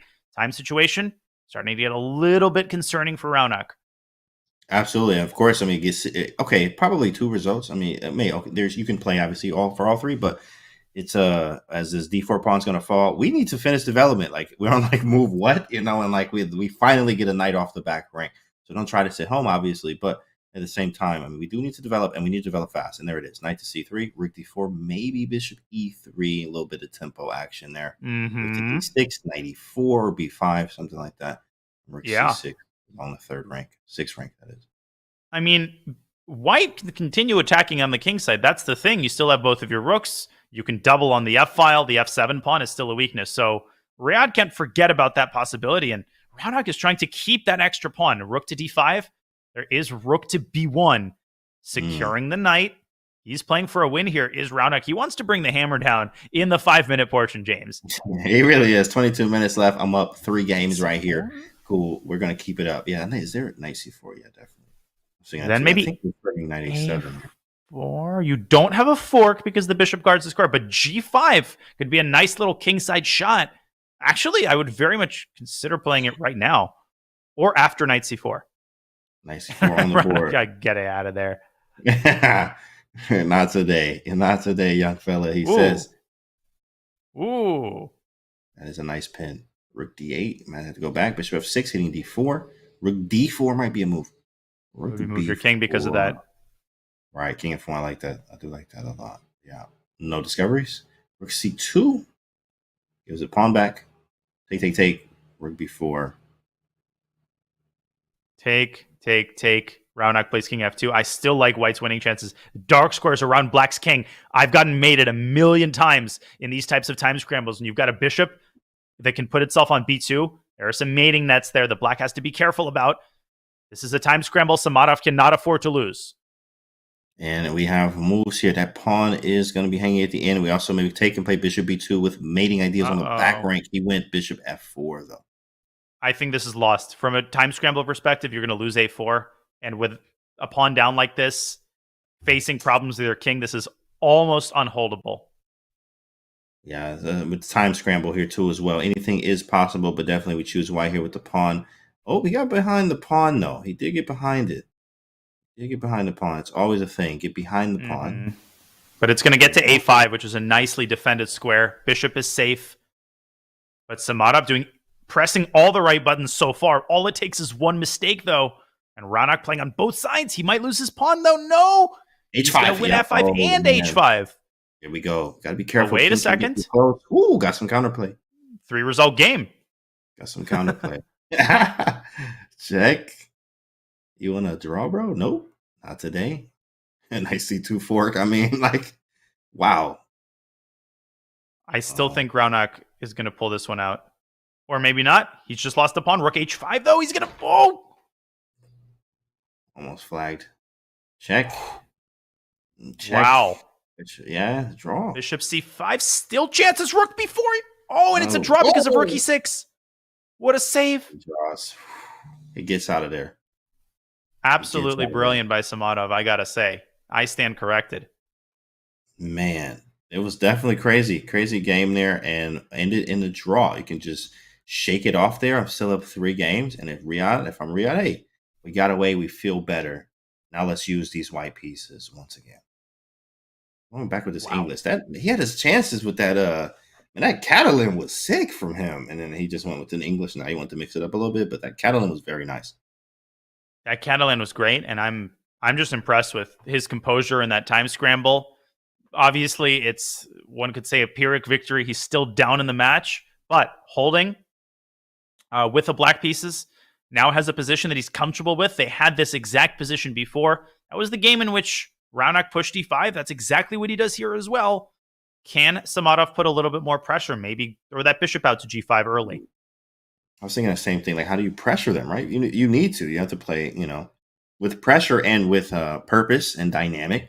In fact, just to really string up some wins here. Of course, I'm down 3 games, so yeah, okay, the positional grind is going to work in not this time control, but it's just not working, right? So we need to mix things up, and I definitely like that Catalan he had with that knight g5. I mean, he was going at him, and strong players don't like to be attacked. So Raunak was getting attacked there, made some blunders, had some issues.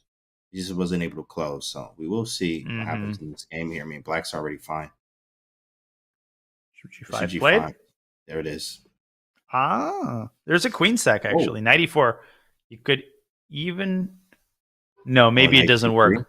Why doesn't it work? Whoa. Knight face. Oh, shoot. He didn't do it. Maybe it did work. I mean, Raunak playing instantly here. Apparently, he had something more juicy. Yeah, 94, knight c3, and I guess... Oh, yeah, it did work. Yeah. It did work. So he played bishop f5 and missed it. I could show that on the board just while Samadov is thinking. Instead, he had an idea that occurs in several openings. Knight takes e4. Bishop d8, knight c3. This is the move that he likely missed. Hitting the queen, hitting the bishop. Queen moves. You take probably with knight c e2, rook d8, 3 huge minor pieces, James, for the queen, and a monster knight on d4. Black is borderline winning here. Ooh, Right. what an idea. About there. Ooh, and knight f4 coming into as well. Bishop get to c6. I mean, it's GG. Real fast. That was a sick combo. Bishop f5, though, instead. It's a good one to know. Getting out of the pin by sacrificing the pinned piece. Right. Exactly right. When you're in a pin, sacrifice it. Don't try that at home, chat. Don't try that at home. But it is definitely possible to sacrifice. Bishop f5 is not bad at all. I mean, he's putting pressure on the knight. Again, I love Raunak's position. He's got this monster knight on d4. And a lot of newer players would be very excited to take on f6 here and then play bishop to h6. The problem is that opening the g-file, again, is double-edged. Black can tuck the king away on h8. We've seen so many games like this where white opens the g-file seemingly to his advantage, but once a rook lands on g8, you could be the one getting massacred on that very file that you opened. Instead, bishop f3. Raunak gives up his other bishop. And now knight e4 is no longer... does no longer carry the same effect because there's no piece on e2. Right. Oh, the clocks are correct now, Chad. I was like, yeah, Raunak had 5 minutes. Exactly. I saw that too, Chad. It was like 5 minutes. I was like, wait a second, is he really moving that fast? No. Yeah. Now the clocks are level here. Clocks are level. Maybe we just get out of this pin with like a queen d6, rook b8, okay? So defend upon b8 first, and then get out the pin. Maybe rook c1. We're gonna go f4, just like he did in the previous English game.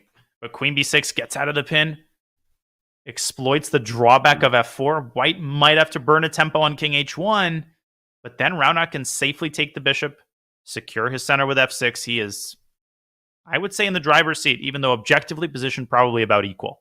You know how crazy we are. So how about oh no, he has, I was just gonna say take on e5 anyway, but he has knight takes e4 first, I think.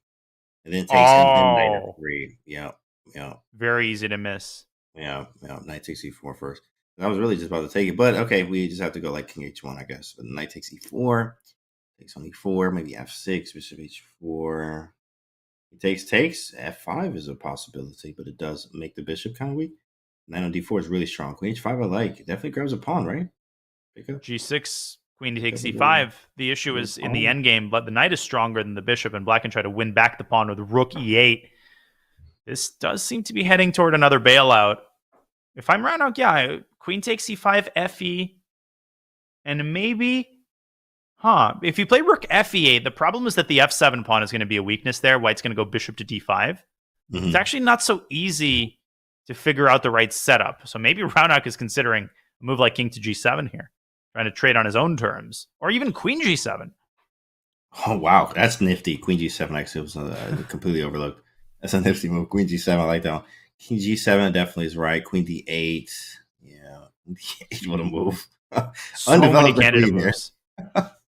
Yeah, you play king g7. I like it. Yeah, he's saying, listen, if you want to trade, you're going to have to get my king into the center. White is up a pawn there, but the knight is running circles over the bishop. Super strong knight. Can't really get rid of it. We also have rook d8 to solidify, keep it there as well. King f2. I like it. Definitely like it. Want to put a king on e3. Use the same. Push our pawns. Try to put a rook on the file. Rook c1.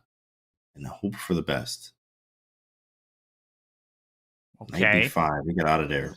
And a3 is hanging. A4 to c1, knight c3. That looks fishy. Rook c1 and rook c7 could follow, and that knight was perfectly happy on d4. Not sure why Raunak is, trying to head to greener pastures, but the reverse might actually happen. He might have to drop his knight back to d6, and then white's just up a healthy pawn. Yeah, I think he felt he needed to do something, which is totally normal. Just feeling like you have to do something instead of sitting and waiting on the position here. But rook to c1, rook c7 ideas, knight a3, and rook c7. He's playing it. He's going for it, and then maybe b5, rook c6. Yeah, he's got a chance here. But if Raunak can get rid of the b4 pawn, I think he should be able to hold, because just the extra d pawn isn't going to be enough to win. Can Raunak make sure that white's pieces don't get out of control. Like if you go b5, there's also rook f1 to a1. Ooh, goes rook f8, tries to force that rook off. It's replaced by its colleague. This is ugly. This just feels wrong. Like, oh man, you're gonna take b7's hanging. I have to go like exactly b6. There's a mate threat there, bishop d5. Oh my goodness, that's mate, right? Whoa, how did your king get here, right? Like, how did we get here, right? Okay, rook d8, out of the way, no trades.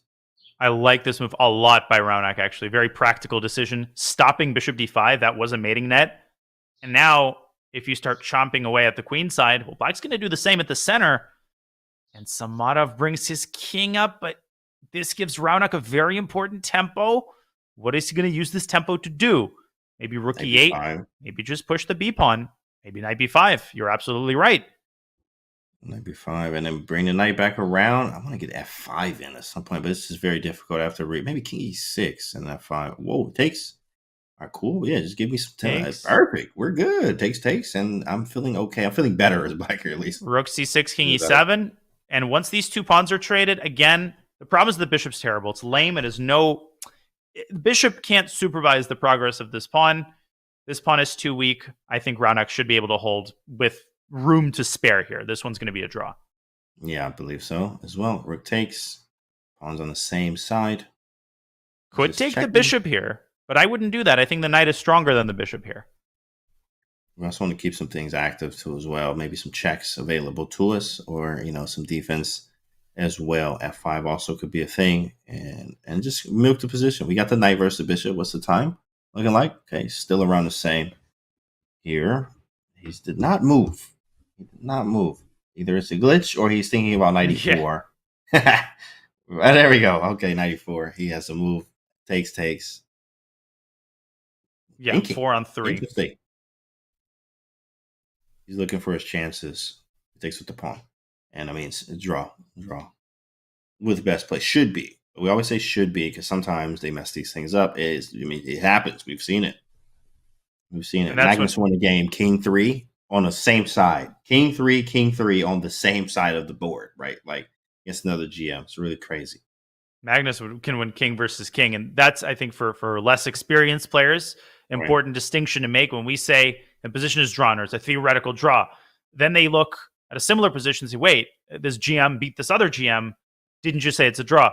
Big difference between draw with best play, if you play the computer moves, if you defend well, versus what actually happens.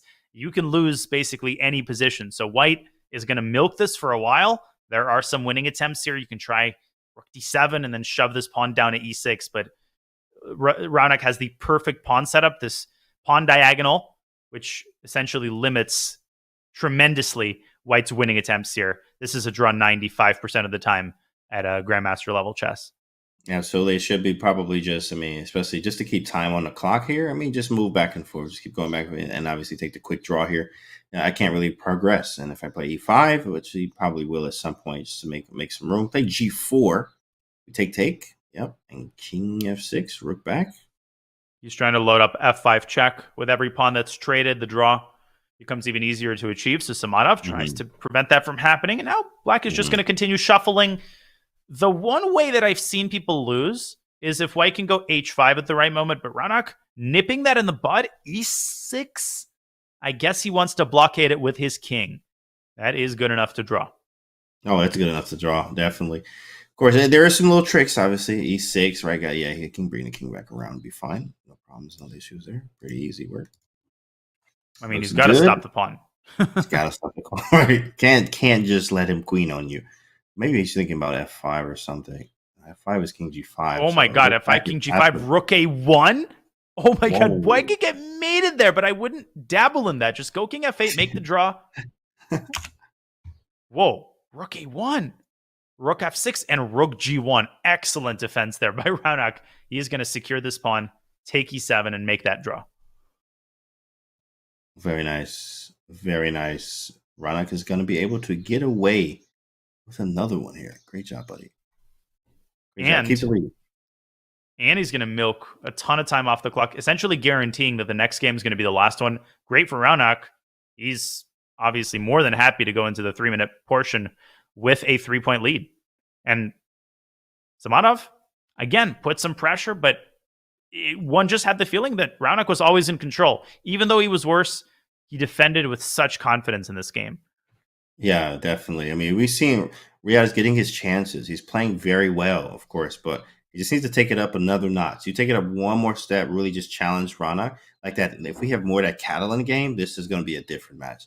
We do have a draw. Last game probably here. Carol Khan, let's see if we get it right this time. And this very, very fashionable line with knight f3 and d3 offering an early transition into an endgame that carries a lot more venom than it appears. And Riyad is dodging that endgame by developing his bishop early. This is a huge game, James. White pieces for Raunak. He's been unstoppable with white. If he can go up by 4, that will spell tremendous trouble for Riyad. He also taking him out of mainline stuff, like with this weird line with d3 and allowing white's really good with this type of stuff. But yeah, bishop takes, queen takes. Okay, it's like a 2 knights with the bishop on f1. I still have very nice attacking possibilities. Obviously, play g4, right? G4. You can even play d4 again and go into a variation of the 4 knights. I mean, of the 2 knights, that is, in the Carol Khan. Bishop e2, knight d7. So Riyad is okay in the opening battle this time, at least.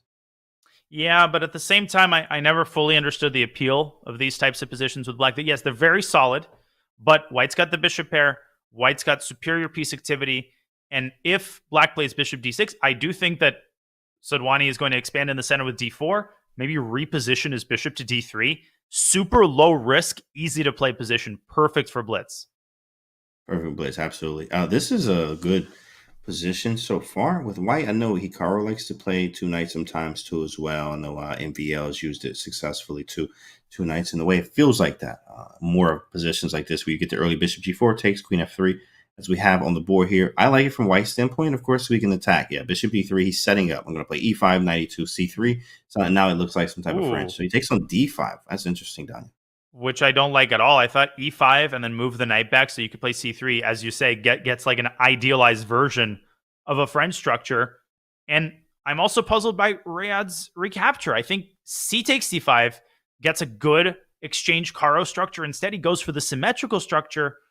And now Sadhwani back to the correct plan with knight e2, paving the way for a potential c4. He can also go g3 and h4, puts a knight on g3. Now it's back to small edge, no risk at all for Sadhwani, exactly what he wanted for the last game. Yeah, this is more of a, what do they call that variation? The exchange, in fact, exchange variation of the Carol Khan, where, okay, bishop's on c1 here, knight right rerouted to g6, you get these symmetrical-like structures, but, I mean, the pawn is on c6, so a little bit different here. As you said, playing for no risk, I do like that here, of course, from white's standpoint, too. Last game, most likely, of the 5+1 portion. But we still want to have our chances too. We can put a knight on h5 at some point, be quite annoying. c3 is a very easy move to make. Knight to f5 or h5. Develop our pieces. Bishop d2, rook e1. Pretty easy. Simple position to play for white. And at this level, it really does come down. Yeah, some games are decided by blunders. Some games are decided by time scrambles. But a lot is decided by small decisions that give your opponent an easier or harder task. E takes d5, one of those decisions that gives Raunak Sadhwani everything he wants in a position where there's a very wide margin. You have 3 or 4 good moves in every position. You could not ask for a better scenario. In a blitz game, the simplest approach, bishop g5, take on f6, go into that endgame, put a knight on f5, and then restrict black's knight with the move g3. We might see that play out right now. Big moment, and he does take on f6, and I think he's going to do just that. Knight f5, knight h5, even better. Hit the pawn sideways, and then g3 closes black down on the king side, or even just rook e1. Yeah, both moves are great. Rook e1, rook a1, rook fe1. G3 looks good too as well. F6 is kind of a weakness here. It is a weakness, in fact. But we can't really exploit it as much as we want to. Just an easy position. I look at the eval bar like, bro, white is crushing. Right now, we're not even up anything, but it's just the better pieces, which makes total sense. Rook e1. Black is paralyzed. How are you going to untangle anything? You've got no light square control. Can never push this pawn. This is painful to look at. You got to figure out from the black standpoint, from Riyad here, if I'm him, like, what do I play? Because the Sakiro Khan just didn't work. I mean, he got blown off the board in the first one, and then this one didn't work. Maybe that's Sicilian. It gave him some positions, but man, that Grand Prix was like, you're getting hit every game. He has to make something work with black, or at least hold here. This is where Raunak is getting a lot of points here with these white pieces here, and it's not the same for Riyadh. Great preparation for Raunak. He didn't just pull the Grand Prix out of his pocket randomly. He prepared it. And he prepared it conceptually, right? He might not have spent 10 hours looking at all the theory. He might have said, well, what would make my opponent uncomfortable? And he chose lines that have made Riyadh uncomfortable game after game. Can he hold a draw here? It's looking increasingly unlikely the way that this endgame is unfolding. Big decision here for Raunak. He can keep the rooks with rook f3, and he does just that, hitting the f6 pawn one more time. Rook to e6. There's bishop g6 and knight back to f4. Picking up the g6 sick. and winning the game, essentially. Man. That's nasty. I was like, how do you... Oh, he played knight h4 because of that idea. But no, that was amazing. f5? g3? Whoa. Right, G3, knight g6, and takes. Oh, this is not even close. That's it. This is resignable again. Just rook f5 and your position is completely collapsing. Yeah, it's tough. It's tough to see, of course. He's playing well, especially with white. He's getting his chances with white. Black, we have to figure something out, and we got to figure it out fast here. Yikes. Yep. Getting out of hand here. This would make it a 4-point lead. Rook takes f5 if Raunak is able to actually convert this, which he's been doing a great job of so far. Rook to where? I don't know, anywhere. F4, F3, F6, something. I think we're trying to go knight g8 maybe and eventually get this knight around to f6. The only thing that could conceivably save black here is a trade of knights. But Raunak is saying, over my dead body, this is accelerating defeat. He's allowing a bunch of stuff here. Knight f6 and rook e1 is the straightforward positional approach. Beautiful. Oh, man. Knight quickly. Knight h7 is coming. I mean, like bishop d6, yeah. Knight g4. Yeah. Take the pawn. King g7, rook f6, h5, h4. Oh, Russian schoolboy mode. He's sitting on the position. He knows the result of this game, and he's just saying, I'm going to enjoy and sit in this restaurant a little bit longer, you know? I've paid my bill. I'm just sipping on my espresso. I'm going to milk this. Milk this all the way through here as, Raunak's going to go up. This is going to be the last game. As you see the timer up there, guys. About 20 seconds left in the 5+1 portion of the JSCC. Bishop g6. Want to see a sick line? Whoa, let me see it. Bishop g6. Quick analysis board. The problem is it doesn't work. And it's actually super interesting. It works if black plays fg knight e8. And it's basically mate. Black has to give up all his pieces. But watch this. This is what happens when you get too fancy. Knight f6. Rook f6. And whoop! King g7. Suddenly the king forks these two pieces. And white is still better after rook f7 and rook b7, but why on earth would you give up a minor piece? Raunak, though, when you sit on your position for too long, sometimes it gets harder and harder to actually, apologies for that, to actually finish the game off, and that's what he's struggling with right now. Yeah, I mean, sometimes it's when you have too many options is the problem. In fact, if it's like with less options and you find moves quickly, you can calculate a little bit better there. But here, having lots of options, sometimes you can choose the wrong one. So let's see what he does here. I mean, he's played h4, which looked good. Maybe have g4 too as well. Just expand a little bit. The match clock is out. So, I mean, he's playing for two results. Not that he can't lose this one, but it's not likely that he'll lose this one here. Just got to find a move. Knowing, I think, as experienced commentators in this match, I think it's safe to say he's probably made a move already. And that move will catch up to us in due course. All right, chat. Get some coffee, hang around. Wow. Exactly. I'll do the same. Except they don't have any left. Oh, nice. Let me pour you some real quick, bro. If only the 5-minute portion ended so we could take a small break so that I could refill my coffee. And if only the timing was that good. Yeah, right. Definitely he made a move here. Yeah. I would imagine knight h5 or knight g4. Just keep the tension and ultimately you're going to be able to break through on the king side. I thought it's the same. Maybe I liked knight g4, but I mean, then again, it didn't hit anything. So he isn't think. Well, he's not. In fact, he made a move here. So I wonder what he played. Knight h5. He could have just traded to as well. Like whatever. He could have did anything. Lots of moves. Lots of moves have been made. So don't be scared. It's about to position on the board is about to be completely different. It's like we're going from the Black Death to the internet era. And It should be updating any moment now. Raunak might have already won the game. Let's see. All we really need here is the result. The technique is pretty straightforward. He flagged, Chet. He flagged. He flagged by like exactly. What? He did not flag. In fact, we're getting okay. We're gonna wait here until the result. At the very least, the result updates. There we go. They're still playing. Perfect. All right. Still completely winning. What a big surprise! Now he's up 2 pawns rather than 1. Sweet. We got everything. All right. And yeah, he's up 2 pawns now. See? What's the time situation? 1 minute to 30 seconds. King G2. Oh, yeah. This is just easy. It's trivial. It's trivial from Riyadh here. I'm just going to, get it over with. Be done. I lost a 5-minute portion. It's a new match. You go into the 3-minute with, faster moves, obviously. Better opening preparation. Hopefully, maybe we just mix it up. Like something we always play. Maybe go back to that Catalan too as well. But the 5 minutes over here. This one's clean. Yeah. He has a couple minutes now after this game ends to make some decisions, big decisions, and maybe even look up a line. If he wants to play the Sicilian, he has to have something better against the Grand Prix attack because he was just floundering around, and that ain't going to cut it in the 3-minute portion. You don't have 2 minutes to sit on a critical position. He's going to lose every one of those games if he goes into the same positions. Couple more moves here required by Raunak. I would bring the king up to G3 at some point. Maybe there's a forced win. And there is. Oh, what a win it is. Knight coming to F7, deflecting the king and promoting the pawn. How about them apples? Oh, yeah. Make sure you get your tactino for breakfast, lunch, and dinner. Hit the button. Hit the button. F7, Knight F4. It doesn't matter. You could still play Knight F7. Yes, Knight F7, Knight F4, King F3, King anything. And we queen on the next move, buddy. Great job there. Beautiful. Both minor pieces are hanging. I love those types of positions, but all that matters is this Ponaruski, and he's going to come back around and pick up that knight and win the game and go up by 4 points, James. What a performance by Raunak. Smooth as butter. Wow, smooth as butter as it is. And that is the 5-1 portion. The man just finished his apple juice there.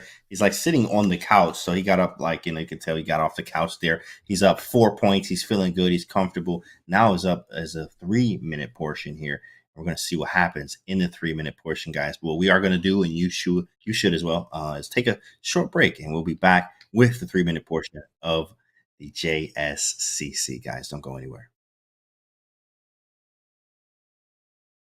Oh, perfect. Okay, cool. Right, so we are taking a break. One more. I'll have to wait without my coffee for 10 more seconds. That is completely unacceptable, James. I don't know how I can keep commentating, but honestly, just an amazing performance by Raunak, which is what we've come to expect of him. Not anything overly flashy, but he just crosses his T's and dots his I's, and that's all that he's needed because Riyad Samanov, to be completely honest, hasn't shown the kind of level that he is capable of, not even remotely so. Yeah, of course. I mean, Riyad is he's got to step it up. I mean, that's just what it is. At the end of the day, he has to step it up a little bit more, and we're going to see a lot of that, of course. So 3-1 will be coming up, guys. It is now time to take a break. Go get some water, coffee, stretch the legs, guys. And we'll be back in a few minutes with the 3-1 for JSCC. See you in a minute. This right here is how I use Chessable and why. I've been using it for a long time. I mean, if you look up here, I actually have my streak. It says 1,231 days, right? You're going to forget a lot of the things that are in the book. Chessable came around. When I got on Chessable, it's literally, I was already doing that. So this is now a game changer because I can do it faster. It's online. It's in front of me. All of my books are here. There's going to be folders now so I can categorize by white, black, and tactics in game. But I literally have everything in one area. As you see, I'm scrolling here. This is what I like to. So they're like, how many Chessable books you got? I'm like, all of them. How I use Chessable is actually, I do a lot for the opening training. I do tactics on here. I do calculation. I do in-game. I do everything but the database. All my training on here all the time. Chessable is the wave. This is why I like to use Chessable. It's actually helped me. I remember even online, I was only like capping out at 2350, almost 2400 in Blitz and Bullet. My chess comm is 26 with a high of 2774 in Bullet. And I blame all of this, like success really is just working on Chessable. Just being honest with you. What's the best way to follow any chess event from the Champions Chess Tour to the Candidates, Speed Chess Championship, Title Tuesday, FIDE World Championship, and so much more? Chess.com/events has all of the top chess tournaments played both over the board and online. Analyze and review games from the world's greatest players with live commentary, cloud analysis, opening explorer, and table bases. Find all the key event information, including schedules, prizes, results, news reports, player bios, tiebreaks, and more. Even compete by voting for your predicted results. Explore chess.com/events today on web or with our iOS and Android apps and experience chess like never before.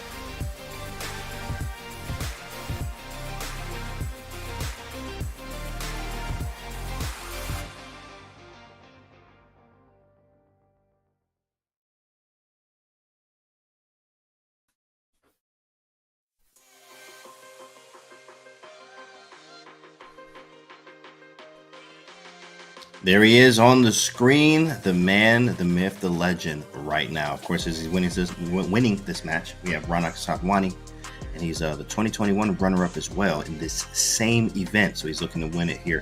Of course, Raunak is really trying to play for, obviously, the spot in the JSCC and the SCC, sorry. But what's at stake here? What is he really playing for, too, as well? Is there any prizes? Of course there is. The winner advances to the semifinals. Winner of the whole event goes to the big boy event, SCC. But the total event prize pool is $45,000, and the winner of today's match earns $1,750 plus a split of the $1,750 based on win percentage. So winning definitely pays. Winning pays here, Diane. That's some dollars, right? That's some dollars right there, Diane. You gonna play for some of that money? That most certainly is some dollars, and obviously the ultimate prize for the winner of the JSCC is that ticket to the regular SCC. No J, it's a great letter, but you prefer the SCC. We saw Nihal Sarin. He won the JSCC, got into the SCC, and then won several matches. So that spot is coveted. Each of these players wants that chance to play 3 hours in one or more matches against the top guys. But they've got many hurdles to cross. Gukesh and Pranav are going to be playing. But right now, we've got an hour of 3+0, and we've got Rayat Samadov, who has to get out of the tailspin, and he's got to do it fast because the clock is a ticking, literally and figuratively. Absolutely. I mean, being 4 games down, of course, we got games up on screen now. Games are up, but being 4 games down, we're gonna have to make something shake here. There is no doubt about it. And we have something new, Nimzo. We haven't seen this today. Nice. I've never seen that one ever. In fact, I play it actually as like when I play the Nimzo. Knight c6 is my main move because you basically quickly prepare e5. Very good blitz line. Actually, very dangerous for white because often black strikes with e5. And there's even some like knight c6 to d4 ideas, even when there's a pawn on e3. So buckle up if you're Rayat Samadov. And when you close the center like this, you get a King's Indian-esque position where black can castle and quickly prepare f7, f5 by removing the knight from f6. That's very strategic. Love the strategy there. That's very nice. I've never seen that Nimzo there. Of course, study so much Nimzo and just never have done that one. In fact, that's actually an interesting line. And I see the King's Indian here now with the knight coming to h6 over to c5. Like, oh, yeah. King's Indian-esque. Okay, knight h5, f5, f4. Obviously, you got to move the knight somewhere. Yes. Yes, well, bishop g4 comes to mind. Trade the bishops, kind of like Jan Timman did in Tilburg. Wow, he actually played it. I just chose a random move. I swear. And the engine is laughing along with us, but it's laughing at the move and laughing at us, which it always does. That's funny. F3, bishop h5, and knight maneuver. Rook f2, knight f1, knight e3. Russian schoolboy to prevent the 5. Okay.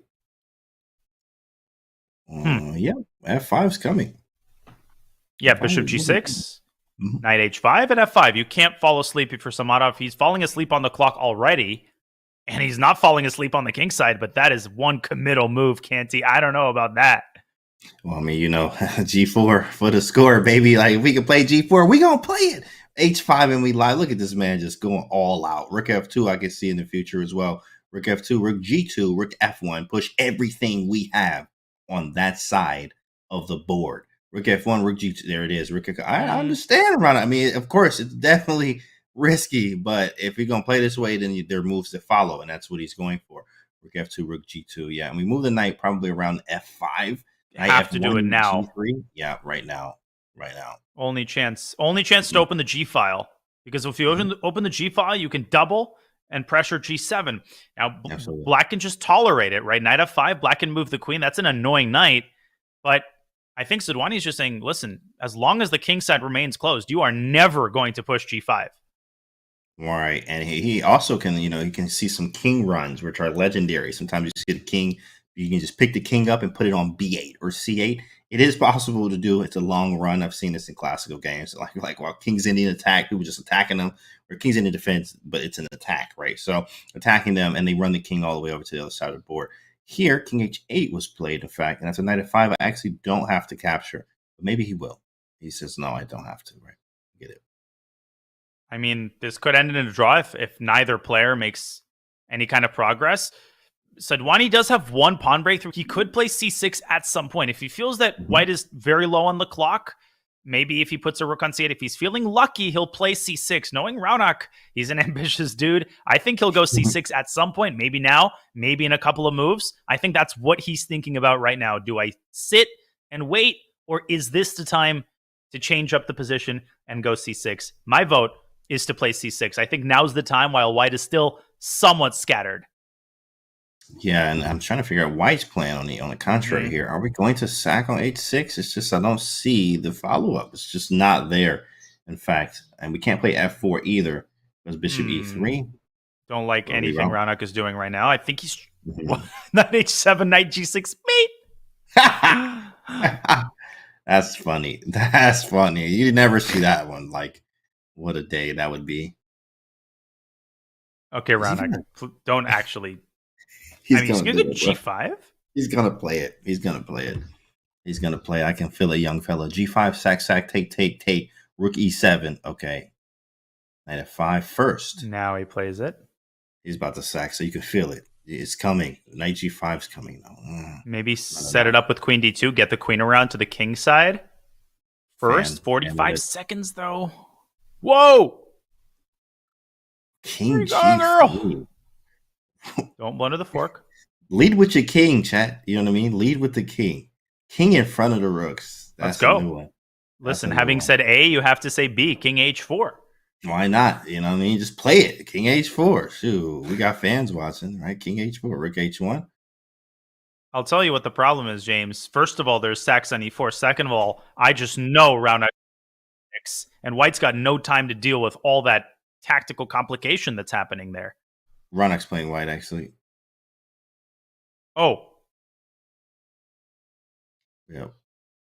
All good. Apologies. Reverse everything I said. Exactly. I mean, it's the same. Right? Exactly. We understand. Exactly. King is an attacking piece. Exactly, chat. Absolutely. And rook to D1. Move that boy back. And yeah, what do you think? Prediction here, Danya? Is somebody going to win? Are we sure Raunak is white? Oh, now it's colors are reversed. Okay. So is Raunak white or black here, guys? Maybe he's black. Looked like he was white before, right? I think Raunak is black. Okay. Because he was also playing E4, and I don't think there's any reason for him to change his opening. Switch it up, right? Exactly. Perfect. And I still think he's going to go C6. Raunak would have sacrificed with G5 earlier. And was that a blunder? Knight takes E4. Right now? Oh now? my God. Knight E4. Or even bishop takes E4. Or takes in bishop he E4. D3, though. He took him, but it's the same thing, I guess. You also have, because Queen G4. That's, oh man. Yeah, Queen G4 over. is sick. I mean, Samadov, he found a way to lose this. Bishop E4 and Queen G4, and he's losing everything on the king side. And colors are current now here. Raunak is on the right side here, playing with the black pieces. We do have it. Queen takes G4 and Knight takes E4 as well. The Knight is hanging. Oh my goodness. Get this off the screen. Every single pawn is gone. Every single one of them. He took every pawn. What a Every tactic. one. There's the last one. Gobbles it up. Bro, that was sick. Yeah, let's just get this off the screen here, Daniel. Oh, we can't. We can't. They're still playing the game. Wow. Look at these pawns. Well, just play another game, right? You want the mass clock situation. Okay, I mean, I guess he's going to attack, obviously. Queen F4 and rook takes G7. One last. Maybe I get a pawn back. His king is actually quite safe on C3. So Raunak gives up F4, but brings the other rook into the game. Yeah, rook F8, right? Queen G3, one last circus shot there. Threatening queen takes G7. Over my dead body, says Raunak Sadhwani. And he's going to push E2 and win the game. Rook F3 is coming in. Wow, what a tactic, boy. Knight takes D3, and then everything fail. Oh, hit the button. Ooh. KO. Beautiful. This is getting out of hand. Raunak up 5 games here in a 3-minute portion. You also have to remember there's 2 minutes off the clock now here. Oh man, we're going back we've seen this before, right? This is how I knew this is how I knew that Raunak was black in the previous game, because if it's working, he's going to be playing it. And man, I mean, taking nothing away from Sadhwani, he's playing an excellent match. But Rayad, you're not going to win a single game at this level, and he hasn't won a single game in this match, and that says everything you have to know about the way this match has gone so far. Yeah, it's actually, I mean, especially with the Grand Prix here. Look, today I'm gonna be playing E5. I promise you that. I'll be playing E5 tonight on stream when we play our game in Bullet in 30 seconds. I'm gonna be playing E5. I just don't want to see any Grand Prix from the black side today. Maybe another day, but not today, as we've seen. Raunak has just been working this Grand Prix very nicely. I would go Queen H4. Same idea. Absolutely. Keep milking it. And Raunak says, listen, it's waiting for me. This time, I think he's going to go F5. And we saw him attack with a G-pawn earlier. I don't think there's a need to do that here. If Black plays Knight D7, kind of like he did earlier, I think Raunak could straight away play the move F5. Oh, definitely. Of course. We want to play this as quickly as possible. This should be 3, F5. He plays E6. This is the usual stuff. And then he drops the queen back. This is what Raunak did earlier. Yeah. He won that game. Okay.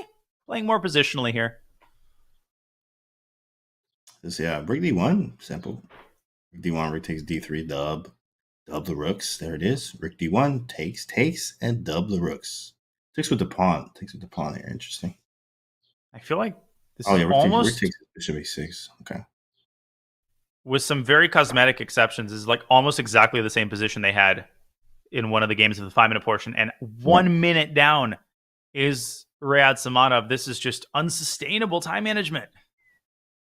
Yeah, he actually is still in 5-minute mode, and that's difficult to get out of, especially, I mean, you're down, you're losing in the match, and then you have to move faster now. Now, of course, if it's bullet chess, all right, cool. You know, anything can happen, bullet chess. This being 3 minutes, you do have to think a little bit, and he is thinking here. In this last game, when we had the same type of position, Raunak was able to break with an f5, made things very nasty over there. And I think, he lost that game too. In fact, it was tough. Or maybe that was a draw game. I think it was a draw game with the pass a pawn or something. No, that was the game he won. So queen d7 on the board here now. Maybe we go d4, f5 once again. Queen h4 is on top. They have moves here. So Raunak does. Yeah. Trying to use the time lead a little bit. He's thinking, taking his time, and this is why you build up that time advantage, so that you can think in the one or two critical moments and dictate the course of the game. Or, of course, as we found out today, he might not be thinking at all. So take everything I say with an asterisk. There's a small chance that was a glitch. That was not a glitch. But Samadov doing a great job here. Knight to e7, excellent positional move. He has this pawn lever, f7, f5, and the light squares. The light squares would be weakened. Raunak trying to beat him to the punch, but that is a very risky move. Does he want some shenanigans like EDF5? I don't think that works. What does he want here? Just take back, but then knight f5. There he takes, and also c3 is hanging. But you don't want to take that. Ugly for white, I think. Bishop a6 and knight f5 and rook e8, and black's pieces occupying excellent positions here.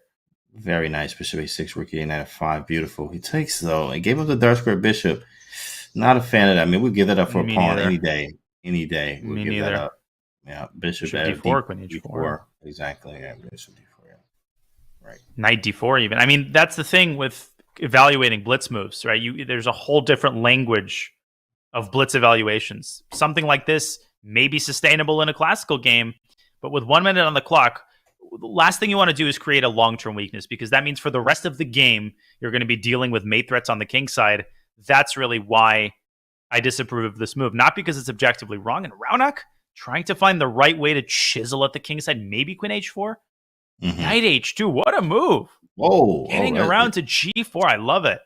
He said the dark squares. I mean, immediately playing on the dark squares already. Sometimes you even see for the King's Indian players for Grunfeld, even you don't want to give up the dark square bishop for an exchange. If you can win a free rook, that's different.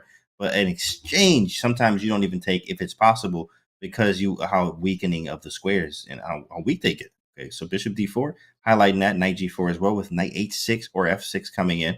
To play, I mean, f6, like he had to play it because of the weaknesses around the king. Gotta get rid of this bishop if you're Samadov. Maybe go knight e7 to f5. The pieces are loose on that e-file. You know what's funny? c4 might be a move. Yeah, of course, it's practical, but c4, yes, it gives up a pawn, but I just want to keep the bishop that bad. c4 and put the bishop on a1 and literally just chill and have this whole dark square, diagonal and battery down the line. It is possible, but it is very committal. We do give up a pawn for it. Second pawn, that is. In fact, 2 pawns. Raunak shaking his head here. Is this his real time? Is the question. Probably is at this point, because he's just not finding what he's looking for. I'd be boring Bobby here and go rook e1. And yeah, you're giving up the bishop, but the queen recaptures and the knight is perfectly capable of handling itself on the king side. Samadov, this might be his best chance to win a game this entire match, apart from the game in which he played the h4 Catalan. Can he capitalize on a much-needed win, or will Raunak pull another save out of the bag here? He's down a full pawn, healthy pawn, no compensation at this point, but the king a little bit airy here, and queen d5 check is a threat that Samadov just took the sting out of. Excellent play so far. Doubling of the rooks, very nice on the d file here. d6 is still weak. Yes, 3 he's up a pawn, but it's not that easy to convert, especially with this time. I get this feeling again, James, that even though Raunak is much worse, that he's in control and he knows. It's not like he knows he's not going to lose this game. Samadov gave up the pawn. Right. And he did that in order to attack the queenside pawns. Very interesting decision. G5, too much. There's your move. C4. A little later than you anticipated. Definitely. Rook takes C4. What's the idea? F5 maybe? Just chisel away at the king side? Push. I guess you have to. G5? Queen A8 and Rook D8 is a possibility here, by the way. Oof. You could get checkmated. Oh, he mouse slipped! Oh, my goodness. That hurts. That's just what he needed. That one hurts. Wow. Ugh. Wow. Whew. That's a slip. Queen C4? Is that what he wanted? Queen C4 is a weird move. I don't know what he wanted. Queen e4. He probably wanted queen e4, would be my guess. Yeah. Well, he didn't want that, guys. Of course, that is part of it. Part of the game is mouse slipping. And that one's going to hurt. That one stings. Dang, that is so tilting. I mean, that is literally the only thing that could have happened for him to lose that game. The only thing. Because his king was safe. No risk. Only thing you could do was mouse slip. And of all the squares you could mouse slip, you mouse slip on the b4 square. On the worst square, too. The worst one. Oh, man. That's just like, you can't get nothing, man. Okay, now this I actually really liked from him. He definitely had a very nice h4 Catalan. So let's see if we can strike here. If we can strike here, we a 6-point lead now, we take it to 5. Maybe you get a little bit of confidence. I mean, being hypothetical here, right? Maybe we can win another game. And then in the bullet portion, there's still a lot of time left, 40 minutes, but in the bullet portion, that's going to be a little different too as well. Almost anything can happen. You run off a string of wins if you can. Raunak talking to somebody, I think. Even a string of wins might not save him at this point. And a much better setup here by Raunak against this h4 line. I think you looked it up during the break, James, because now white has been forced to castle kingside, which means Raunak has nothing to worry about on that side of the board. Rook c8. You often see black playing beef. Oh, took the words right into my mouth. Beef. I played him immediately. Maybe 6. All right. c8. Right. Very easy. Very nice position for black now. The h4 Catalan goes with castling. So, I mean, castling queenside, that is. So, if I can play h4 and castle queenside, we're going to have a great day. But when we play h4 and you got to castle kingside, this is not what you hoped for. I mean, really at all. In fact, like, now why do we play h4? Like, what is the idea now if we can't really attack? I mean, it kind of looks like a KIA, kings in attack. But the knights on c3, I mean, we haven't played e4. We haven't played d3. Like, it's different. It's a different whole game here. Right? The bishop on a6 is gross, though. I would consider bringing it back to b7 and pushing that a pawn up and maybe repositioning it back to a6. Just, it's like when a lot of cars are parked at the same house for a party and then one guy's got to pull out so the other guy can leave early and then you repark. Yeah, all right, that's cool, what I'd consider. Or b4, just open up that bishop immediately. You're spoiled for choice here. But b4 has the drawback of opening the a file. So Raunak trying to keep his trump cards in his pocket, making some improvement moves. Feels like black is better here to me, even though the engine is giving a slight edge to white. Oh, yeah, that's funny. They always give a slight edge to white, even if you turn the engine on from the beginning of just a starting position. It's like, oh, white's winning by 0.5 or 0.3. Like, bro, I didn't even make a move yet, right? So this is very nice for black, I think. We played 95. What do you think about this, Danya? 95 trades? Great move by Samadov. I really, really like this. The point is, if the knight drops back to d7, is there a bishop d5? Takes d5. There's rook takes c3. C3. That isn't rook c3. The secret sauce. What is the secret sauce after knight d7? I think Raunak might be trying to figure that out. Now, knight g4, I thought there was e3 hitting the knight, and you don't really want to go knight h6 here. h5. Whoa. Bold stuff by Raunak. I think he just feels that he can do anything and win. And so far, he's been proven right. Yeah. Oh, wait, bishop f3? No, but I guess you would have just left it there. Yeah, that's true. Knight d4 looks good. Put the knight in the center of the board. Maybe a bishop f3 to try to attack this knight at some point. Trade of rooks and rook back. Yeah, takes in bishop f3 or takes knight d4, bishop f3. Look at that bishop's so bad on like that light square bishop is a French bishop for sure. Yeah, and the knight on g4 is also really out of the game. Samadov trying to trade on his own terms, apparently an inaccuracy. Can you take on c1? I still would love to play b4 at some point, open up some breathing room for your minor pieces. Very hard position to play accurately. I am not getting a sense of what to do for either side here, to be honest. Takes. And, okay, I can't go down the c file. Everything's all locked up. Definitely feel like we can do something with that knight. Yeah, bishop f1 hits b5, so a6. Ugh. Or b4. Yeah. I mean, how many times have you said finally. This? Before? Yeah, I've said it about 15 times. He finally plays it. Better late than never. There it is. Better late than never. And now maybe just a6 to just cover that b5 square to restrict white's minor pieces. I don't see how Samadov is going to make progress down the c file because all the infiltration squares are safely controlled. Right, and maybe we can even do things of our own with the bishop c5 hits tonight. I mean, we wouldn't mind repeating here. In fact, a6 play, stopping anything swinging into b5. Raunak with the little okay, I guess like you don't really want to play this, but it's understandable. I mean, you're just kind of moving around, shuffling in a way, trying to improve your position. Knight on g4 is quite strong, but it can be kicked away with f3 at some point, actually. Taking it doesn't look half bad. These queenside pawns are going to be really, really loose in the absence of the queen to guard them. And Samadov just does just that. He's got another shot here at winning this game up on time. Essentially, 2-result game. Can he break through on the queenside? h5 is also weak, James. Bishop e2 can pick that pawn up. He might be borderline winning here. I like this for white. Absolutely. Unless Raunak finds a fortress of some sort. Oh, yeah, that's going to be difficult. Definitely, it is possible, but definitely difficult. Bishop e2 looks good and just go snap the pawn there. Then we have to worry about winning chances there somehow, some way. Breaking through with the g4, f5 looks good. King g6 stops that from happening. b3. And now, how do I win? For Raunak, does he take... Oh, he blundered knight c6. That ends the game. Bishop b6, a fork on e7.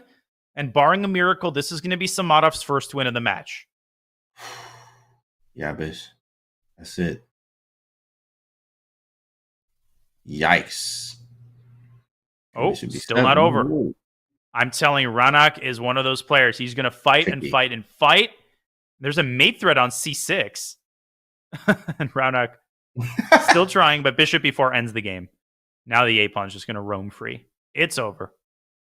And Raunak says, wow. That shakes his head there.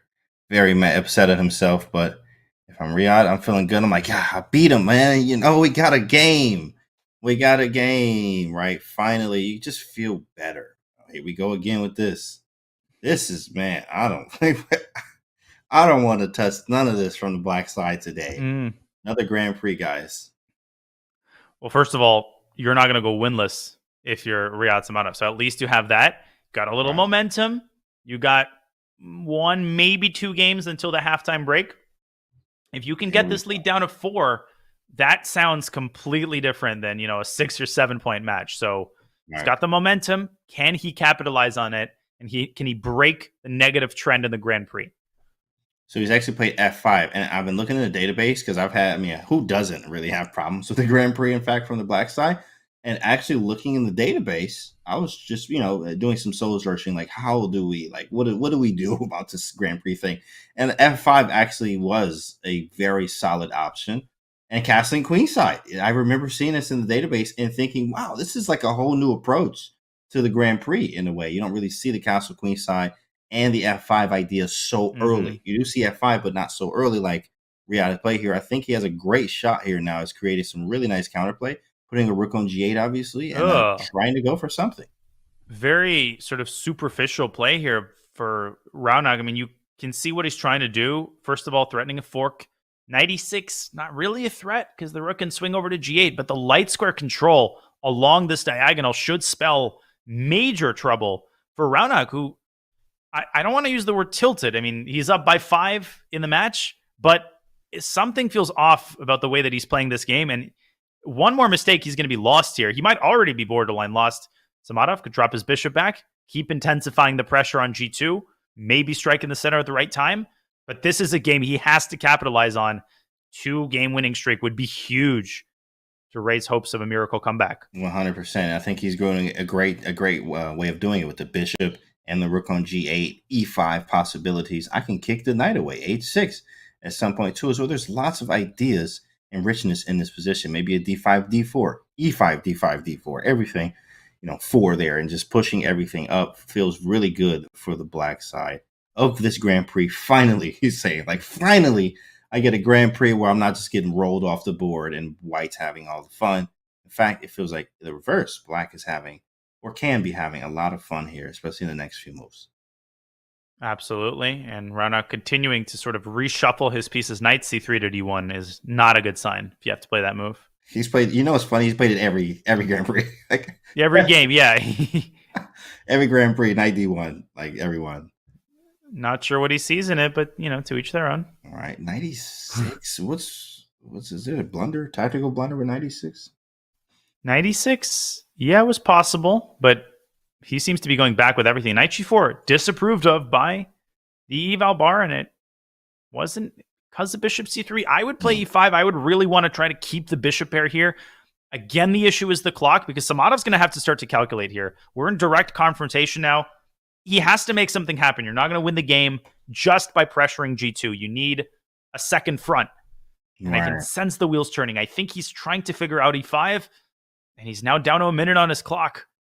This is starting to slip away from him. It definitely is, especially, I mean, the timepiece. Like, okay, I'm up, but I'm feeling good, but the time, we have to get that under control here. And hopefully, I'm not sure how much bullet. Oh, yeah, he's actually playing online. I'm sure he is. He's playing a lot of bullet, maybe, 2,900 bullet. But he has to move a little bit faster, obviously, just to milk this advantage, or at least what I have here. Calculate quicker, as you mentioned. Play e5 very quickly. Maybe pre-move it, in fact. Knight takes c3. e5 looks pretty good. Something to a BC. Oof. That's interesting, right? Rook g6. Yeah, but you're not threatening rook e8 because e7's going to fall. That gives Sadhwani a tempo. What is he going to use this tempo to do? Don't go rook fe1.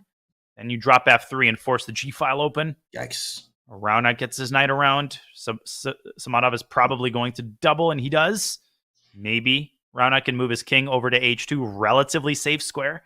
And Black's going to run into the problem of, how do you actually break through? What is the decisive blow? Is it e5? Is it a tripling on the g-file? Might be queen g7. Yeah, maybe a tripling, or Aliakin's gun with rook g7, queen d8, queen e g8 somehow. Trying to do that. But even then, you still have to break through. Like, it's still not breaking through.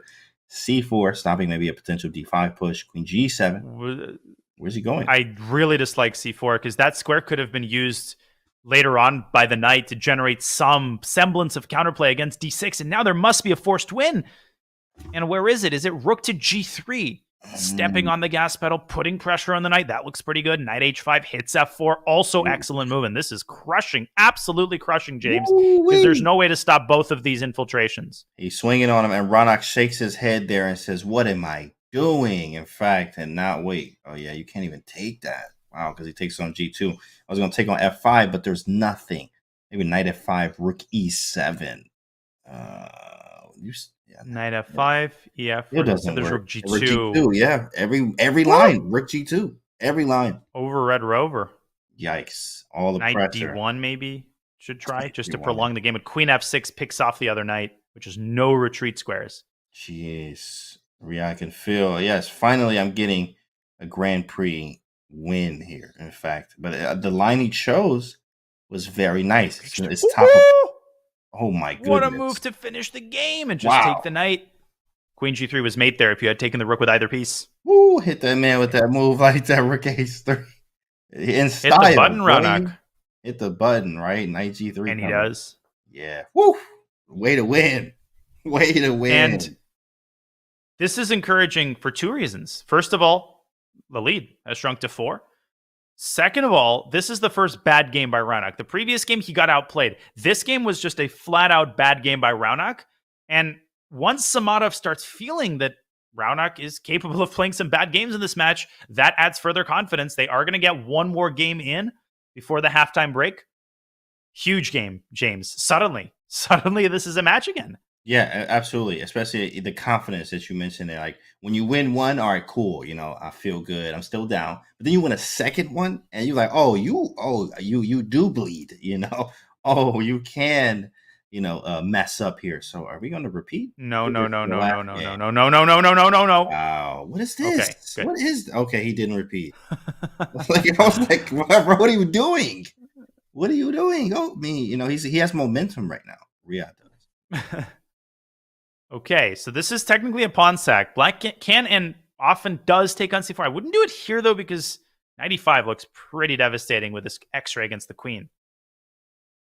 Yeah, this is a problem with the Catalan. Is like, it can open up, and when it does, and also why starting e4 too as well, it's really annoying. It's really annoying, and then out of nowhere, this positional thing is now more tactical than it ever was. Takes 95. Does the bishop go to d5? You just go e4, a little pawn sack.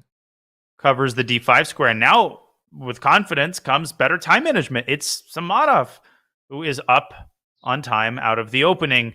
He's got compensation for the pawn. He's got the center. But how does he convert it into something tangible? H4 is a very common move in these types of positions. Just sort of a semi-pass move, grabbing some space. He's trying to figure out concretely how to keep expanding in the center. Maybe doubling on the D file. What comes to mind? Yeah, all of these. H4. I do like E5 too, but E5 needs to be timed right because knight D5 is kind of annoying. I also like D5 kind of. And trade some things. I like opening up my dark square bishop there too as well. And doubling the rooks is really, it's slow, but it makes a lot of sense. Like rook D2, rook D1. Then figure out what to do from there. But yeah, it's on the Riyadh. Gotta that long think. What are we gonna do, buddy? Hard to find a move here for white. Black is super, super solid. Everything is defended. D5 square is defended 1, 2, 3, 4 times, making it hard to break through. Mm-hmm. Yeah, I really like the D5 move for some reason. It's just like, okay, 91. Man, he wants to go for D5. Very positional. Also, maybe he wants to get the knight around to D3, but I agree. Maybe knight F4 and D5. And Sadhwani says, nope. No D5 for you. No D5 for you, my good friend. No, sir. Now bishop A6 is a little bit annoying. A little bit. I can go queen E3, I guess, or F3. So true. Okay, queen C7. And by the way, white's not the only one who can break through. Black can also break through with C5. And if he makes that happen, white's compensation, you can feel it starting to evaporate. Samadov is making normal moves, but he's not progressing. And there's that H4 move, but you're not playing it because you like your position. You're playing it because you don't know what the heck else to do. Right, I don't know what to do. Yeah, that's definitely different. With the queen on C2, it looks a little bit better, obviously, because we're aiming on the B1, H7 diagonal. H4 very nice. I do like E and E5, knight E4, swing the pieces in. Somehow H5 going for it. King's Indian attack style. I would consider knight F4 here in the same vein, but then you're allowing E5, you're allowing C5, you're 30 seconds down. This is feeling a little bit more like the games from the earlier part of the match.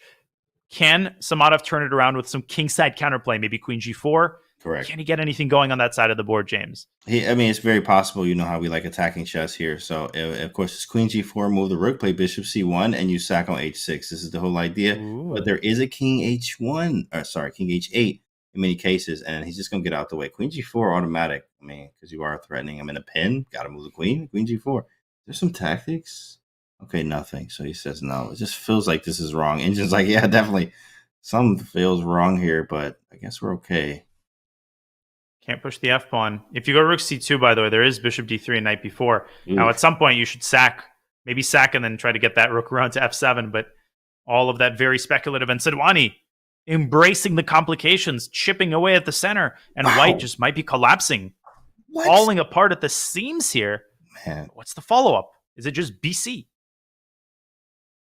Might just That's be BC. So crazy because now my bishop's open, and I'm already thinking of knight F6 jumps, but it just doesn't work. Knight F6 doesn't work. Okay, rook D3 got to be played first. Oh, that's a nice combo. Forkovich, and if white has to give away this bishop, there's F5 coming in, and this is collapsing. Brilliant play by Raunak. And look at the head shake. He's like, yeah, I got it. Yeah, I got this one. For sure got this one, buddy. Yeah, he feeling good. He's going to pat himself on the head. You ever pat yourself on the head, guys? He pat himself on the head. Great job, self. Great job, self. He pat himself on the head there. Very nice. That was a nice combination and getting rid of all this attacking chances from white. F5 is a terribly, terribly annoying threat. It's actually not easy to defend against because the knight has no squares, no good squares. White's lost. It's just busted. He's down 2 pawns, or he will be after BC. No time, no attack, no squares, and now no minor piece after F5. And also, no time. In fact, yeah, under 20 seconds here, Raunak up on the clock as well. F5 and F takes E4. I don't get it. And then knight back to F6. Important defensive move to cover H7. Very nice. And cover C7. And cover E8. Look at that knight. That knight is the defensive hero.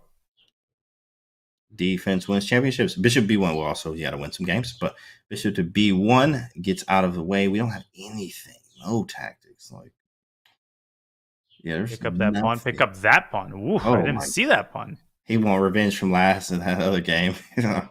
Man, the way that Riyadh won in that last game was very, very strong. Also slightly frightening if you're Raunak, but I'm up, but I just don't let that happen again. Very strong game from Riyadh here, but not going to win this one. Resignville population, Riyadh Samadov. That town is going to be incorporated any second now. Obviously, White's dodging the queen trade with everything he got, but queen d2 would bring the hammer down. That's just one way to win the game. Raunak is enjoying himself, milking a little bit of time off the clock. Absolutely. This is also good. Rook d6, for instance. Rook e8, anything. Defend. Simple. Rook e8 was a weird move, but he's so winning that as long as you don't blunder mate. Or c6, queen c8, Samadov's still trying. Queen c8. I guess you had 98 there, kind of.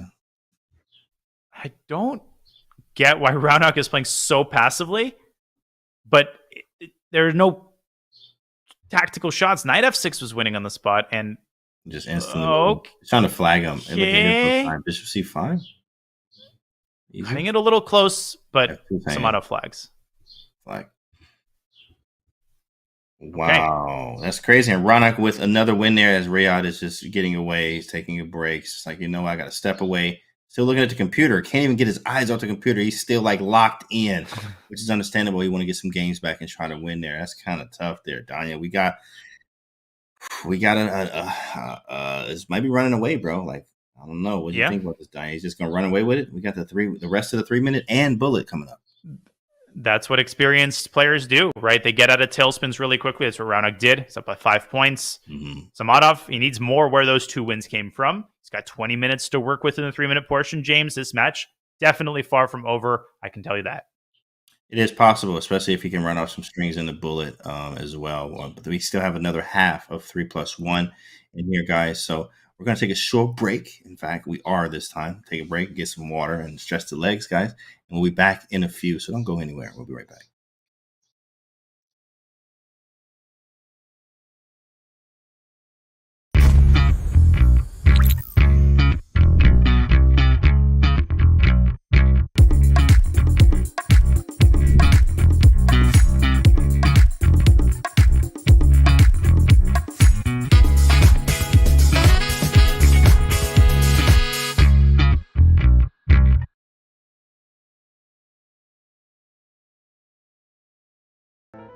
Okay, if I lose a game before I go to sleep, I have to play until I win. And once I win a game, then I will play another. Why isn't my chess rating going up?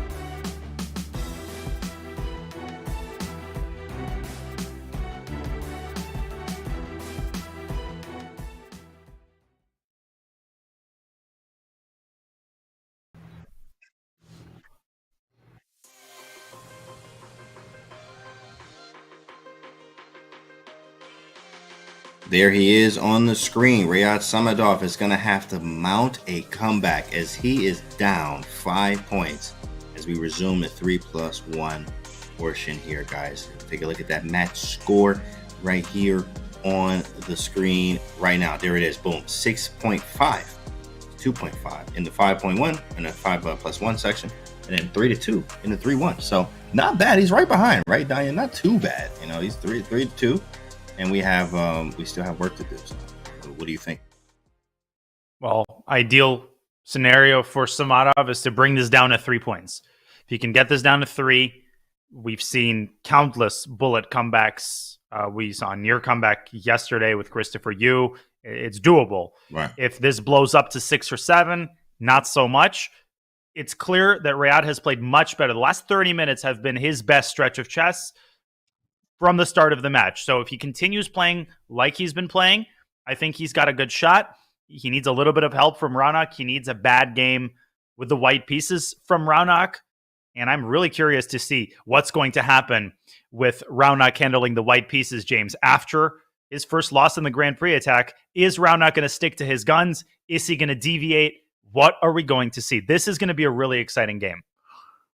Oh, it's going to be very exciting here, of course, as we see, you know, what happens in this second half here. I think as you made a great point, make it like 3 games, right? Going into the bullet portion, that could be completely different. When you go into that bullet portion, anything can happen. And we got something different here. Oh, we got this. Okay. The stupid Czech Sicilian is what I call it. This line, everybody's playing this now. Yes. I'm facing this in blitz, James. Yep. All the time. This bishop b5 and then a4. Right. And white typically kind of... D3 is a more modest treatment of the system, but this is the whole point, right? Black plays b6 to free himself, but then he's left with this very nasty long-term weakness on a6. It's a hard position for black to play. Oh, you know, I've seen this before. Grishik actually has some... I think Grishik from the black side actually played this, which is this little cool sack thing, and knight b6. I think even Geary recommends this too as well. Yeah, this idea. Yeah. Yeah. 2 queen a1. Ooh, that's a sick idea. And he's going to play it too. Bishop b2, queen a1 pre-move. Pre-move, yeah. And this is... Black is worse. Already, queen a1. Unless Samadov can tactically solve his problems, sometimes black can go a4, but white's got more defenders on that square than black has attackers. Yeah, it's one of the worst or the most annoying Sicilians to face, the bishop b5 check ones, especially if you're like a Najdorf player or a dragon player. Anytime you play, d6, it's going to give some problems with this bishop b5. It's going to allow it, and it's been very topical these days and scoring quite well, in fact. I think great choice here, but, as the time gets lower, we did see Riyad so far playing pretty good chess. Actually, a 3-2 right now in the 3+1 section, so it's fine. He's doing okay as the time gets lower, so maybe the bullet has something else to say there. This position he's going to have to navigate through right now. Not a piece configuration that you see every day. Let me put it that way. 960 here. Yep. But it's working. I don't think he's doing this just to be fancy. He's playing high-level positional chess here, and he's basically switching the order. We're used to the queen side opening first, and then you bringing the pieces to the open files. Raunak's doing it the other way. Yeah. First, he assembled all of his heavy pieces on the queen side, and now with the help of his last move, he's opened up the B file. The A file is already open. His pieces look perfect, clustered where the action's at on the queen side. And that's where the D5 square too. Correct. We're going to probably move the bishop back to C1, maybe over to D2 as well. Really put some pressure and ask questions on this A5 pawn as much as we can. Bishop to C1 is very likely. Excellent call. Played. And now we take. Wow, knight B1. Oh, jeez. Yeah. Did not see that one coming either. Knight B1. Where's he going? This is how chess is going to be played in 30 years from now. Like this, what we're seeing, whatever this is, what these moves are, knight C3 takes B1, queen E1 to A1. Right. And look at his time situation. His position looks fantastic. I mean, he's holding all the critical squares. This pawn on A4, to me, looks more like a weakness than a strength. And watch him go C3 and bishop D1. That'll be the cherry on top. I was just thinking that. I was like, what if he does that? Like C3, bishop D1. That would be what a sick move. Like line all the pieces on the back rank like that. That's funny. Lol. Of Queen D7 though, and what do we do? Rook B2 got it. Okay, A3 is kind of annoying, but we just go back to A2, reroute. A lot of rerouting. You'd love to add another attacker to this pawn, but it's not easy to do. He throws the rook down to B6. And for what my about next trick? Yeah. What am I doing next? Rook B6 is looking. I have not been able to predict a single move in this game. It's just every move has caught me by surprise by both colors. Now, rook takes C6 is a devilish hidden threat. Right. Do not go knight D4 because then the move C3 forces the knight back. But now, this is so good for white. I play C4 next, or wherever you go. Let's see. All right, I might have to take that. Maybe H4? H4, like stopping at Yes! G5. Yes, I got one finally, right? H4. Of course, it's a mistake. Wow. You choose to listen to the commentator. That's always a mistake. Not the greatest. Raunak hasn't learned that yet, but he will one day. Maybe Queen E7 is the idea. Oh! Queen D8. Yeah, little something like that's that. That's a double attack. Dang, that's a good move. Yeah, playing well. He's playing very well in the 3-1 portion. That's a sick double attack. And that's the hardest one to see, where you've got a piece that's on the black side of the queen side, and then a piece that's on white side of the king side. It's like the two quadrants of the board that are furthest apart from each other. Yeah. Those types of forks, super easy to miss. Absolutely. But will black take the pawn? Yes, he will. And he does. Gobble the pawn, G3. But now I have to go. I have queen G5, but do I really have queen G5? He does. Whoa! I thought the same thing. King F1. Exactly. I'm like, I just get away, but he's going all in. Cash in. He's got no time, though. H3, H2. White's got to get this bishop out and the king out so that the rook can cover the H1 square. The time might decide the game. Man, so black's winning? Wait a sec. I can't just run away? How is this? King E2 and move the bishop like you said. But the engine is like not going for any of that. I don't understand. What is going on there? I don't see it. Your guess is as good as mine. All I can tell with certainty is White's going to win this game, I think. Or maybe not. Might have been an H2 and Queen G1.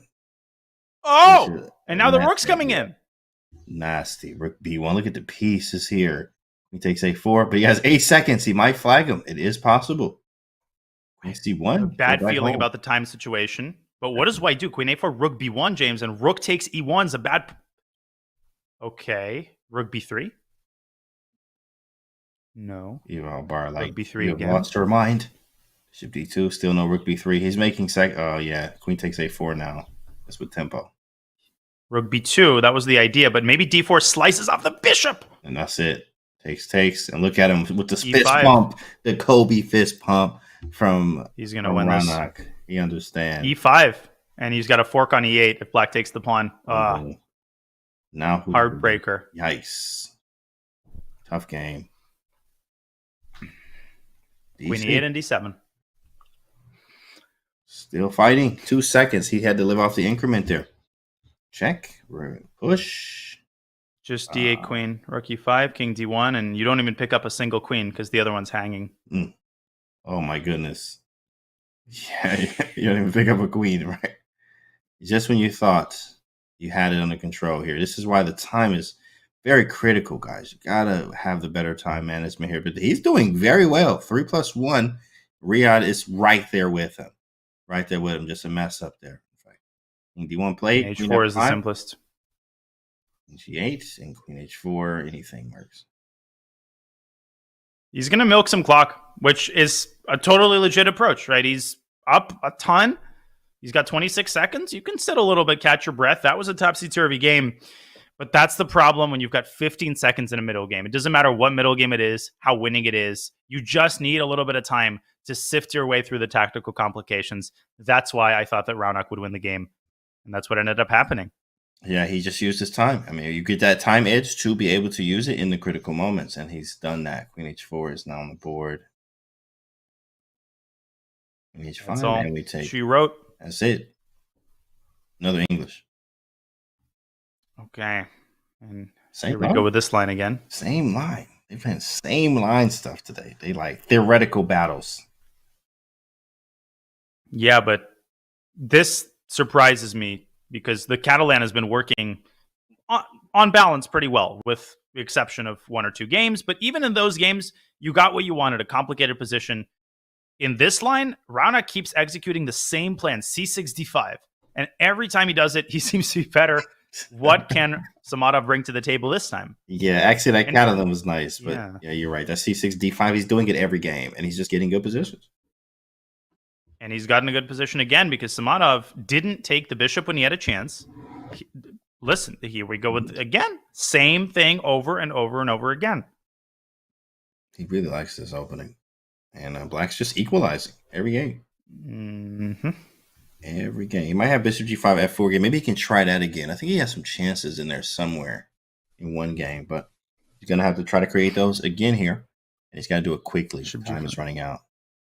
And this is what he did in the previous English game, bishop e3 to g5, carving out the d5 square. In that game, there was that nifty queen sack. In this game, there isn't. I like the way Samadov played the last couple moves. He took with the e-pawn to give himself control of some of these light squares in the center. And a couple problems here to solve for Raunak Sadhwani, and he solves them in the most drastic way possible. G5. And in the most risky way possible. He does stop f4, though. I get it, but it's very risky. Obviously, we're pushing pawns around the king. But I mean, you can't play f4. That's a break you want to play. And I'm out of the pin as well. So you do see these type of positions a lot. And maybe King's Indians. There's also some e5 lines in Roy Lopez and also Italian where you play this early g5 type thing. But you got to be careful. c5 is going to block that bishop out. We're going to have to play something like bishop back to b8. Very possible. Yeah, that is coming for Rayad Samadov's clock and his match situation, which has to be turned around immediately. Knight back to f5. Bishop d3. But okay, I mean, somehow there are weak points here, but how to exploit this? Yes, but it's okay. Okay. Whoa. Trade real quick.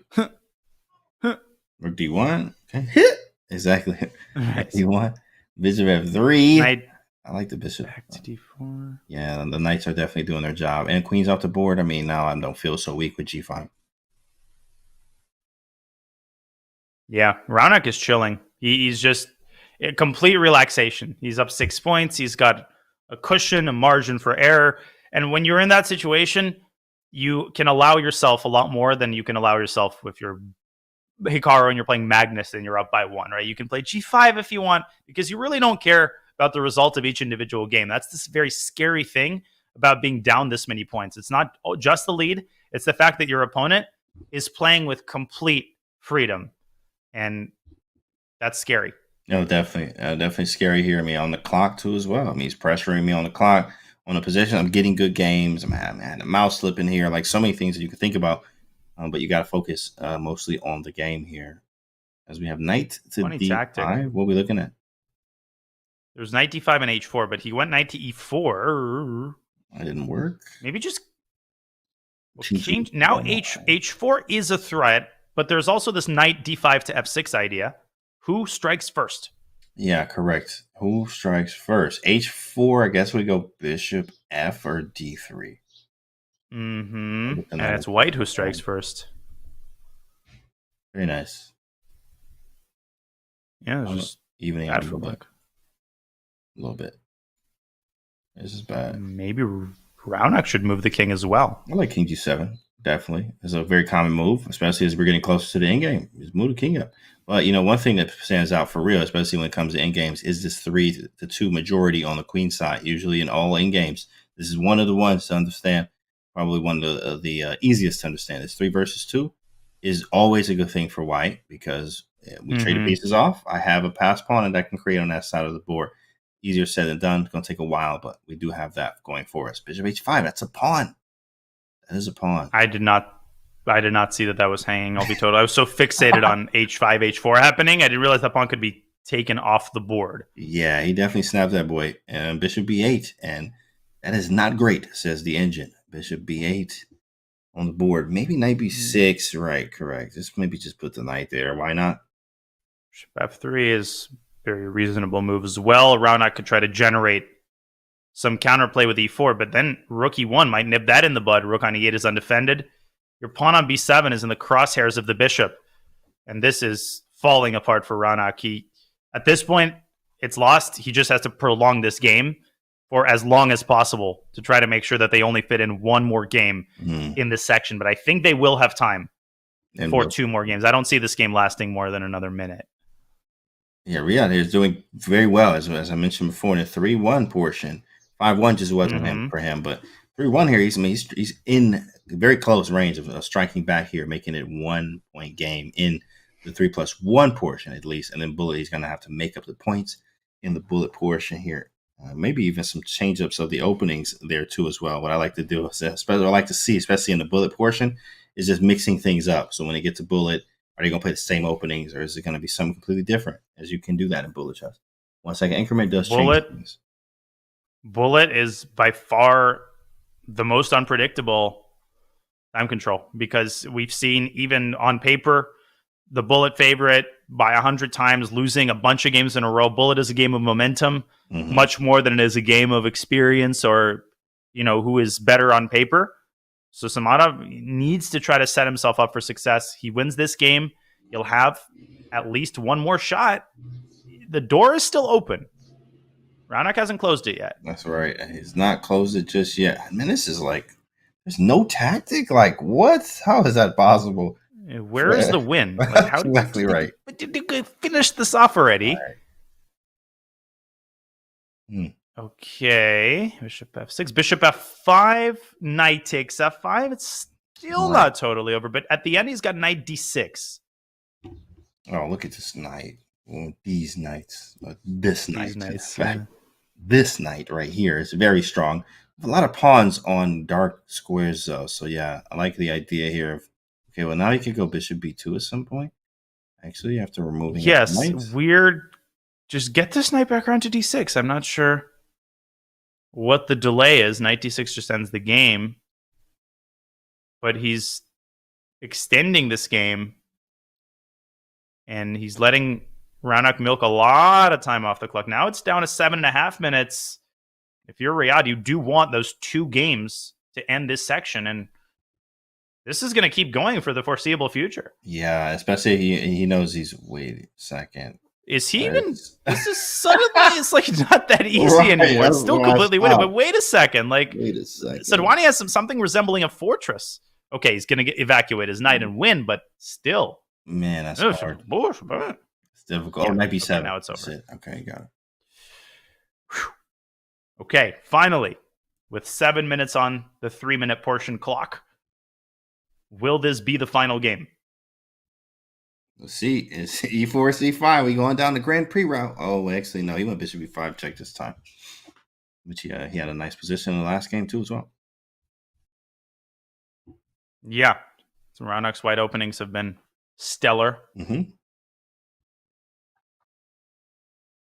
If I were same stuff.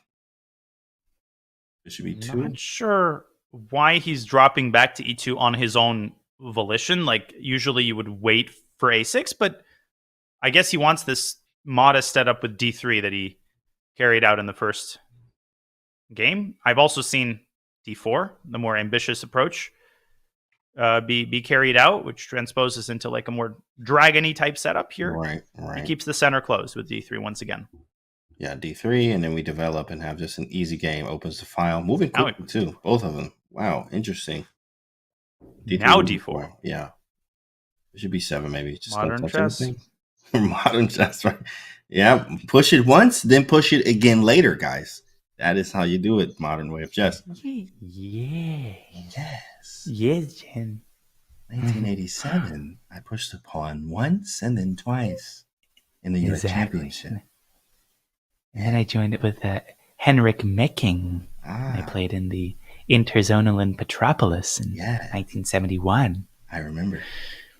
Mm-hmm. I remember. Precisely. Bishop. Precisely. Round of applause. And looks like a good position for Raunak. I mean, all of his hither, thither, helter-skelter, back and forth, it actually is turning into something tangible. He's playing these positions really, gotta say. Right. Oh, yeah, definitely. I do like the fact that Raunak is playing very aggressively. I'd love to see that type of chess, but Riyadh is reacting very nicely. I think in the 3-1 this time. Very good stuff. Reacting very nicely, liquidating the center a little bit. 3-4-5, 3-4-5, everything even. I got 2 bishops, you got 2 bishops. You know, it's even. Very equal. Change the category to ASMR. That's funny. Queen E1 comes to mind. I've taken a fancy to Queen E1 and then Rook D1. I like that idea. Just vacating the parking spot. Raunak, more direct approach using his pawn majority on the queen side. Very unpleasant position for black because the 2-on-1, the smaller quantity-wise, the total pawn majority, the easier it is to convert it into a pass pawn. Obviously, that's just easy math. And in this case, white's got the queen trade available on demand. I wouldn't take, though, and give up the D file just yet. And there's B4. Oh, yeah, B4. And before you get in trouble, you're going to have to figure out what to do with these pawns here, as they are quite strong. I mean, I can even play C5 at the right moment. Maybe knight D6. Oh, 97. A7. Wow, Engine hated that. That looked like a great move, though. Dang. Interesting. He hated that move. Wow, what the heck is blocked? This position looks like a Hieronymus Bosch painting now. Knight on A7. I mean, got the Garden of Earthly Delights here. Maybe the Black Knight can come around to D4. Two can play at that game. D4, D4. We both can play that. And obviously, I do have the C pawn. I can try to push it, but it can be weak. Bishop F8, big fan of that move. Hitting B4, stopping a potential C5 as well. How do we defend it? Rook B1? Ugh. I don't really want to play Bishop takes B6, Rook B8, and it appears that black wins back the B4 pawn, or does he? Because white can play C5 and cover up the diagonal. Wait a second. Oh, Bishop B6, there's Rook D2, hitting the other bishop. Uh-huh. Ooh, careful, careful. Knight D4 instead. Knight to D4. Yes.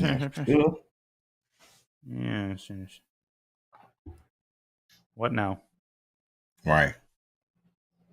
Knight takes E2, E4, F5. Rook D7, Knight C8 might be a problem. See, this pawn on B6 is constantly a source of pain for black. I like great example of 0.0 being unbelievably deceptive, because probably it's some concrete sequence of moves like E4 at the right time. And if you don't find it, you're in trouble. And Samadov can't find a move. And he's under a minute as well here. You have to remember that this is 2 minutes left in this portion, guys, the 3+1. And then we have the most exciting portion where anything happens. This is the bullet portion. 1+1. Rook D7 did play, and now maybe Knight to C8, as we mentioned here, was really strong. Correct. B6, the problem pawn is what they call that.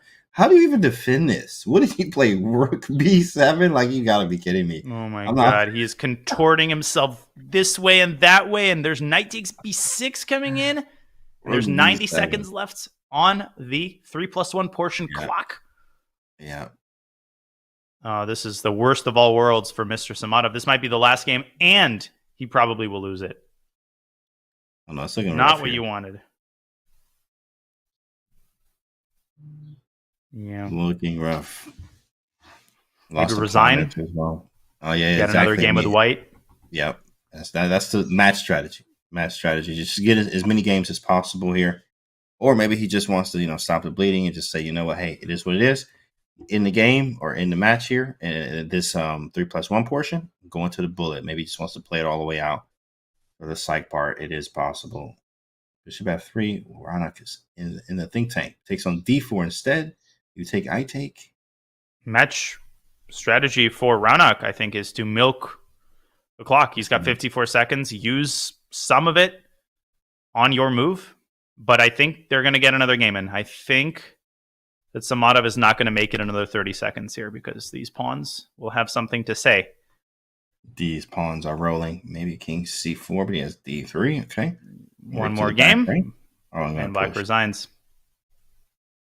Okay. Push. Last one. Last one in the 3-minute portion, and this is a must-win by Samadov. Let's not mince words. He's down by 6. He is dead in the water unless he wins this game. Let's see. It's a 5-point deficit, a 6 now. In fact, I didn't even count that game. It just felt like it was 5. 6 games here. This is definitely a lot. Play the F3 Nimzo, and Raunak's trying to recall some theory here. C5, which is the cool move, and after D5, B5. I think, man, that's just such a cool line. E5, like a bankroll type Nimzo. This setup for black, this B5 idea, is what made me stop playing F3 with white, which I used to play full time. But this position, it feels like white's center is perpetually in a state of total collapse. There are some crazy lines. Yeah, Queen B6. Obviously, if you take the rook, you allow Bishop B7. As far as I remember, Queen D5 to H5, I think, is a move here. Yeah, King F2. I mean, pandemonium on the board already. This is funny. This is quite funny. Exactly. Yeah, this is all theory here. But and here I do forget now because this is like deep theory right now. But I mean, I love black in these positions. I love black in every one of these positions because it's more fun to play, I feel like. King is on F2. I mean, I have the bishop pair. I can't open up the position. Bishop B7, play F5 at some point, especially with the rook or the king being on an F2. I'm trying to play F5 at some point, open up stuff. Lines and diagonals. Black is fine here, and this is sharp. It's already very sharp.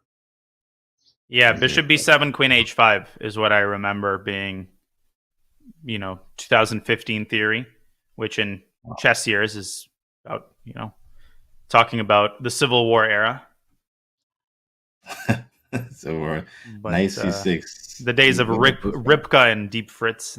Oh, man. Ripka and Deep Fritz? Wow. That is bringing back the memories there. Deep Fritz. Oh, yeah. I never used Deep Fritz. Ripka was God, and then there was Houdini. And Houdini was like, this was unbeatable. It's the pinnacle of technological achievement. And nobody even remembers that name anymore. Not Harry Houdini, the chess computer. Yeah, the chess computer, guys. Okay. So it's okay. All right. So this is what's all going happened. on here. What is the move for black? What are we doing? C4 maybe. Okay. So what does white do? Because white's moving me knight G5. You go H6. So that's parry the threat quite easily. I would go. Knight F4 comes to mind positionally. You got this D5 square. You'd love to stick a knight there, supported by the other knight. Knight D4 to C2, followed by C4 check, is a really devilish tactical idea because the E3 square will then be covered by the knight. Oh my gosh, knight C2, rook B1, bishop takes knight. Wins a piece. Takes. Watch out. Immediately. Whoa, there's something. You see how crazy this can get for white? I mean, really, black is the one always playing. It feels like they have initiative all the time. In the Nimzo Indian, like it's just all the time. I think Nimzo is one of the most powerful openings ever. But then again, you have to face stuff like the Catalan, which is super annoying. This is gross. Facing the Catalan. Raunak is so good at these unbalanced positions. He loves unconventional positions with no clear ideas. He's very, very sharp. Rarely blunders, and he usually finds ways to pose problems. Moves like F5, very much Raunak style. Watch him play F5. I love that. Or Bishop move. B4 to A5, I could see him play, A5. Maybe takes and Queen B2 then. That's okay. But then King G1, he's just, wait, is there a King G1? 92. Okay, F4's defending. Got it. F5. There it is. I've played it my share of times. I have... That's the problem. I can never find a move for myself, but no problem knowing what my opponent's going to play. Right, F5, and we live. That's a big move. A little head shake or a little, bounce around, a little head bob there from Raunak. Taking out of Hikaru's book there. Slight head bob. When you see the head bob, it's not a good thing. Pawn E5. Huh. So many good moves here for white. Raunak style, just proven move. Rook E8. Okay. Let's see what he ends up doing. So many juicy options here. I like C4 definitely, but definitely like the C4 idea. So wait, where do you put the king? Then King F1. Maybe just go back. King F1. Right? I'm on a roll, man. Rook E8. He wants Rook E6 and Rook G6. I like it. Rook G6. Okay. I think that's what's going to happen. King G1, Rook E6 would be my guess. Just lining up more pieces, getting more pieces into the attack. And that makes total sense here. The rook on A8 was not in the game. Now it is. And, under a minute here. Yeah. See if I can go 3 out of 3. King G1. No, H6. He stopped H6. Knight G5. But Knight G5 was not a problem after Rook E6 because of Rook to H6. Still a good move. Traps queen too as well. It's pretty sweet. Bishop a5. No A3. problem. Take those or bishop a5. I like bishop a5 too. C6 maybe ideas. Only one side is having fun here. Let's be completely clear about that. Yeah, it's fun. It's fun playing the Nimzo, but then you have to face again other openings that aren't Nimzo. Mm-hmm. That's annoying. If I can play Nimzo every game, oh yeah, all day. Oh, Raunak with the Raunak. shape.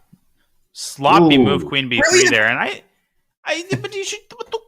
I think you should just take on h6 actually if that draws. I don't see a win for white there. Just take the perpetual, take the 6-point lead.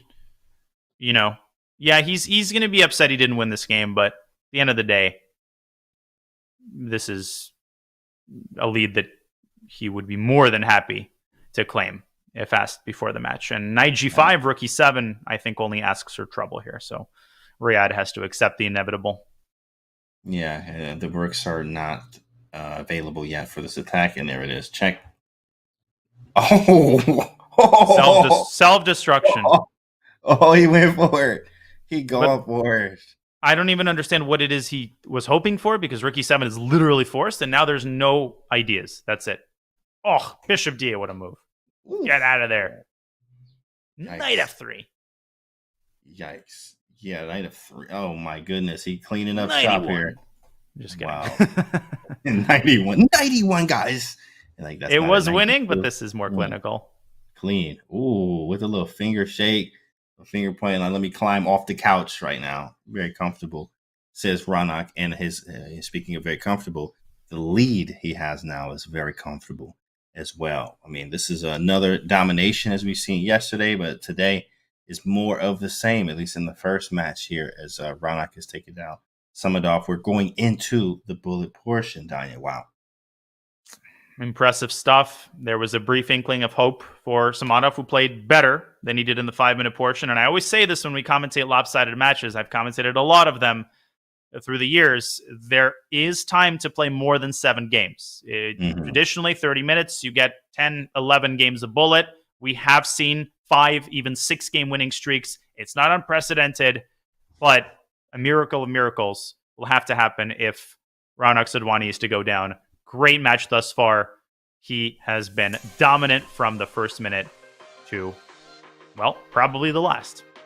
Yeah, of course, and it's showing right here as we're going. Yeah, exactly. We'll see. We're going into the bullet portion, let a short break, right? Let the players get some rest and water. You do the same thing, and we'll be back for the bullet portion, 1+1 of the JSCC.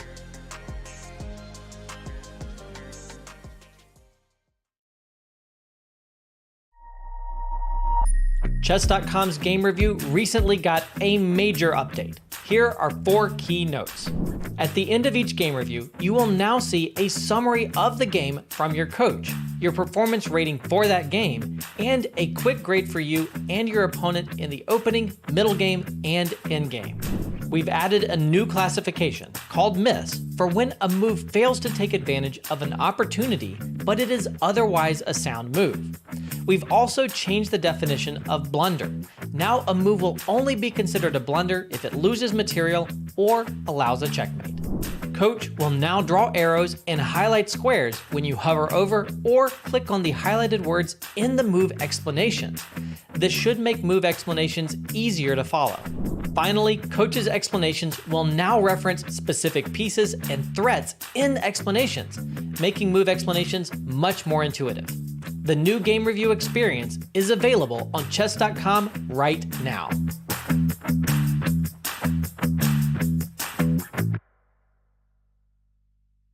Today we're going to go down into the New York City subway, set up a table on the subway platform, and see if we can get some strangers waiting for their trains to play chess with us. All right, now I'm going to see if I can get anybody. Hey.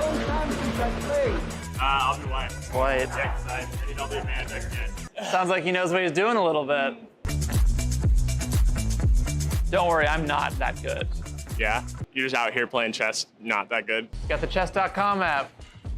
You ever play on your phone? Oh, yeah. He said he barely played. I'm a teacher. What do you teach? Chess. I'm just kidding. Self-defense. How do you stay sane? I used to do a lot of meditation, take medication. What's like lesson 101 of self-defense? Run. What are you listening to right now? Train, Sean Paul, Ed Sheeran. What is the meaning of life? It's funny because like what I'm doing, I feel like doesn't align with my philosophy on what the meaning of life is, but it's like obviously spend as much time with family as possible. Be the best person you can be. Get closer to God. Not to be evil to each other. There you go. Good game. Thanks for playing. Good game. Thanks for playing. Appreciate it. I'll see you in a self-defense class. Enjoy Harry Styles.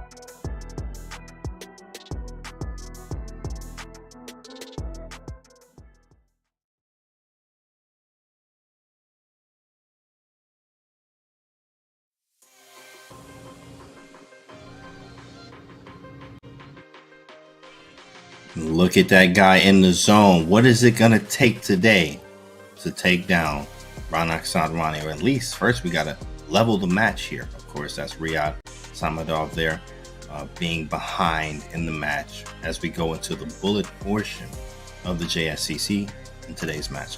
Now, of course, guys, we have the bracket here. As you can see, we're going to bring the bracket up for you guys. And you can tell that there's already been some matches. There's already been some lopsided matches there. One at the top, 24-6 with Gukesh and Ohaya.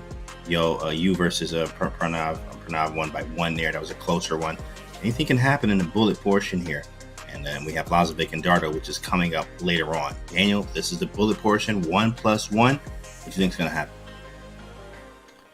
Well, listen, it's in my best interest as a commentator, given the fact that we want to keep viewership up. I mean, who would ever leave, given the commentators and the players? Most likely, this match is very close to being in the bag. What Raunak Sadhwani has to avoid is what happens to some players in the JSCC and SCC when they're up big in the bullet. They relax, they lose the first 3 bullet games, and a 4-point lead with 20 minutes left has a completely different ring to it than, a 7-point lead with only 1 portion left. So for Raunak, win the first game, take 10 minutes off the match clock and keep your lead, and you've got this in the bag. If you're Rad Samadov, you pull out all the stops, you throw the kitchen sink at Raunak, you play for a win at every opportunity, and most importantly, you get comfortable positions out of the opening.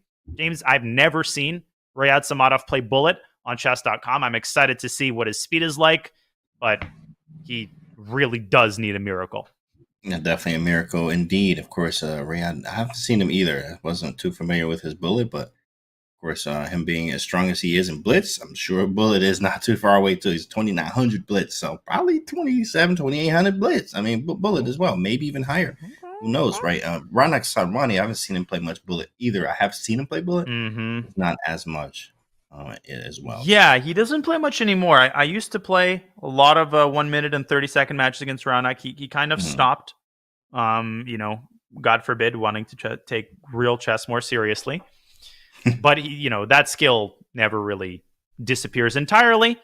Let's see how this goes. Sadhwani has the white pieces in the first game, and he switches once again, this time to a King's Indian attack setup against the Sicilian. Yeah, in fact, this is more of the French type Sicilian, where, in fact, I mean, even the French scores very, very well. Or sorry, the Kings in the attack scores very, very well against the French. Usually a fan favorite of Bobby Fischer too as well, but different type of KIA with C3 intending a D4 and a Rook D1 there. That one's new to me. Yeah, this is Wesley's recommendation, I believe, in his 1E4 chessable course. This 3G3 line, which contains a lot of venom, as you can see. White's piece is coming out to natural squares. Black is already in huge trouble, and White spent -1 second off of his clock. And it is very dangerous line, and I'm very proud of Raunak for playing this line in the game. Very nice, Wesley. In fact, I do have both your courses, part 1 and 2, but I will tell you that I did not pay any attention to the Sicilian parts because I just wasn't a fan. It wasn't aggressive enough for me, but I do know how Wesley's style is, and you're not going to get those. Now, I think, in fact, speaking of his chessable course, the best Scandinavian, if you want to play against a Scandinavian, he probably has the best lines ever. Really? I'll have to take a look. I've never. It's sick. His stuff is like, bro. I even won. There was a Philidor is nice too as well. Oh yeah, he's just crushing this game, bro. He's just crushing. Absolutely crushing. And by the way, I didn't even realize Raunak is 3207 bullet. He's number 5. What on the bullet leaderboard behind? When's the last time he played amateurs? Yeah, last time he played bullet was a while ago. You play every night, so you know, like 3205 just lurking over here. You're gonna find him. Or they'll find you. I've been challenging him consistently for the last couple of nights. Thought about giving him a warm-up as he traps the black queen on e6. Be still my beating heart. Lead is up to 8. But he saved all his best bullet for this very match and perhaps the subsequent ones. Here we go. Is this going to be a KID? Come on.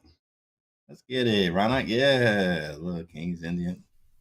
It's this is going to be very, very difficult for us in this amount of maybe G4.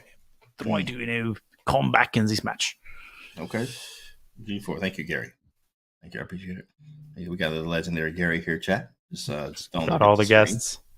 We got Wesley, Gary. They here. Yassers, more than one. It's pretty good. Pulling out all the stops. Queen b6, knight g4. This is an easy position to play. Knight hg4 and knight e3. Straight down White's gut. And Samatov is he's just not. The way this is going in the early going, I feel like you might not get a single game of the bullet. It's just, I'm just getting that sense. I can believe that. I mean, the speed it takes is difficult. Knight h5? Whoa. The dark squares. I don't want to look at them. Yeah, right. Ugh. Rookie 8. She won. So we have 3 takes. Knight takes e4. Rook takes. Doesn't work. I would even play bishop c8, knight d7, and knight e5. That's a very Raunak kind of idea, by the way. Also, can play it quickly. Queen c5, getting out the way. I would have played bishop c8 in a bullet game. He takes. Okay, takes a free pawn, takes f5, gets the best of all worlds, tuck the bishop back on g6, perhaps. Grab the pawn and go. Grab and go here. Nice bishop on f3. It does restrict a lot of things. Nice 5 anyway. Yeah, I had to take that. Maybe not. I mean, rook. Yeah, I don't have rook e2. Bishop c3. I don't have that either. Okay. Yeah. Wow. This is just bishop c3, rook e2. I mean, there's tactics, but Raunak doesn't even need to find it. It's up a pawn. Right. Yeah, Nihal is number 4 on the bullet leaderboard, by the way. So another beast. I haven't seen him play much bullet either, in fact. Yeah, bullet has just been very unpopular recently. Hyper bullet. It just has been a lull in popularity, but these players, they will need to display their bullet skills, particularly Gukesh, who isn't as experienced of a bullet player. Big X factor there. How can he survive against the more experienced bulleteers in the JSCC? Yeah. Especially Pranav. Right. He plays all the time. Playing in the next round. Exactly. Plays all the time. So I'm playing in the next round. Playing my buddy. Queen f1, queen h6. A lot of pressure on White's position. Those bishops. There's going to be a check move. F3. Smell that, James? The smoky, kind of unpleasant, burning smell of checkmate. That smells just like me. It's fresh. Unmistakable. Rook F3, perhaps? Anybody? Going once? Ooh, Bueller? F3. Going twice. Knight F2. Knight F2 survives. Yeah. Knight F2 survives. Brilliant move. Look at that. Ooh wee, boy. That's a move for you. Raunak Sadhwani playing with his food here. And this is getting really, really ugly. Oh, the narrow con. Bishop C4. This is E5. This is already good for white. E5 is better for white. Yeah, Knight F6 is a mistake. It's a fun variation I've seen. Yeah, Goldman. Yeah, I thought it's Goldsmith, Gold something, right? Goldman variation. Castle Queenside. Oh, got like a what is this? Petrov. This is like a bad version though, because white typically goes knight e2 and parks the queen somewhere on the king side. The one thing you got to watch out for is the black knight coming around to e5, because then bishop to g4 will be a nasty idea, and Raunak beats him to the punch. Great play. I also see g4, g5 in the future. Rook g1, etc. Rook d4 to h4. All kind of rook juicy. I would start with bishop d3, induce g6. Easy. Squeeze in the queen, and then shove that h-pawn up the board. Queen h6, queen h6, f5. Oh, bishop e6. And there it is, h4. Right, here we go. And then he plays f5. Definitely have to get that back. White's attack flowing. You always look to sack first, think later. It doesn't work. White's attack flowing like a glass of cold lemonade on a hot summer day. But he is trading queens as I say that. But the attack does not subside just because the ladies are off the board. Yeah, he's also milking the clock too as well. As much time as I can. You have to strike back from Riyadh right now. We are up time though. Now, it's a good instructive moment for less experienced players. He just played h6. I think a lot of people would be tempted to take on g6, but h6 is a very effective move because it secures the g7 square, causes long-term problems for black on the back rank because the g7 square is under white's control, which means that black is tied down to the back rank. So even a move like bishop c7 would have been possible instead of very strange retreating move by Raunak. That is very strange. He's still fine. Well, maybe he wants to go g4. Mouse slip. No, he meant to play bishop f1, I'm pretty sure. Okay. Not that it matters. He's just, again, playing with his food at this point. I'm trying to finish off very strong here. 2 up in the bullet portion so far. f4. Okay, g3 maybe. Don't let him take anything. Milk the clock. Mm-hmm.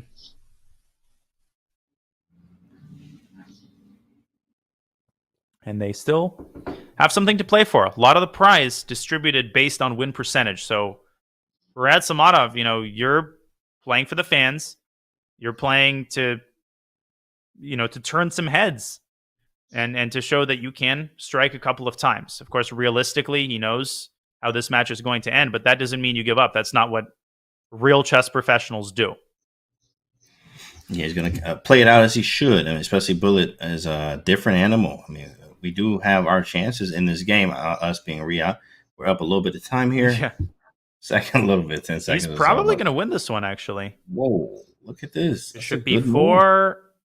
Where's the crusher, though? You can easily blunder mate here with bishop to d4 at the right moment. And he'd make sure that doesn't happen. Not today, Rook d1. Rook d2. Whoa, what was that? Uh-oh. Rook d1. Wait, whoa. Rook c1. What was that? Now he plays Rook d1, but he blunders the bishop. Wow, okay. Raunak he can do better than this.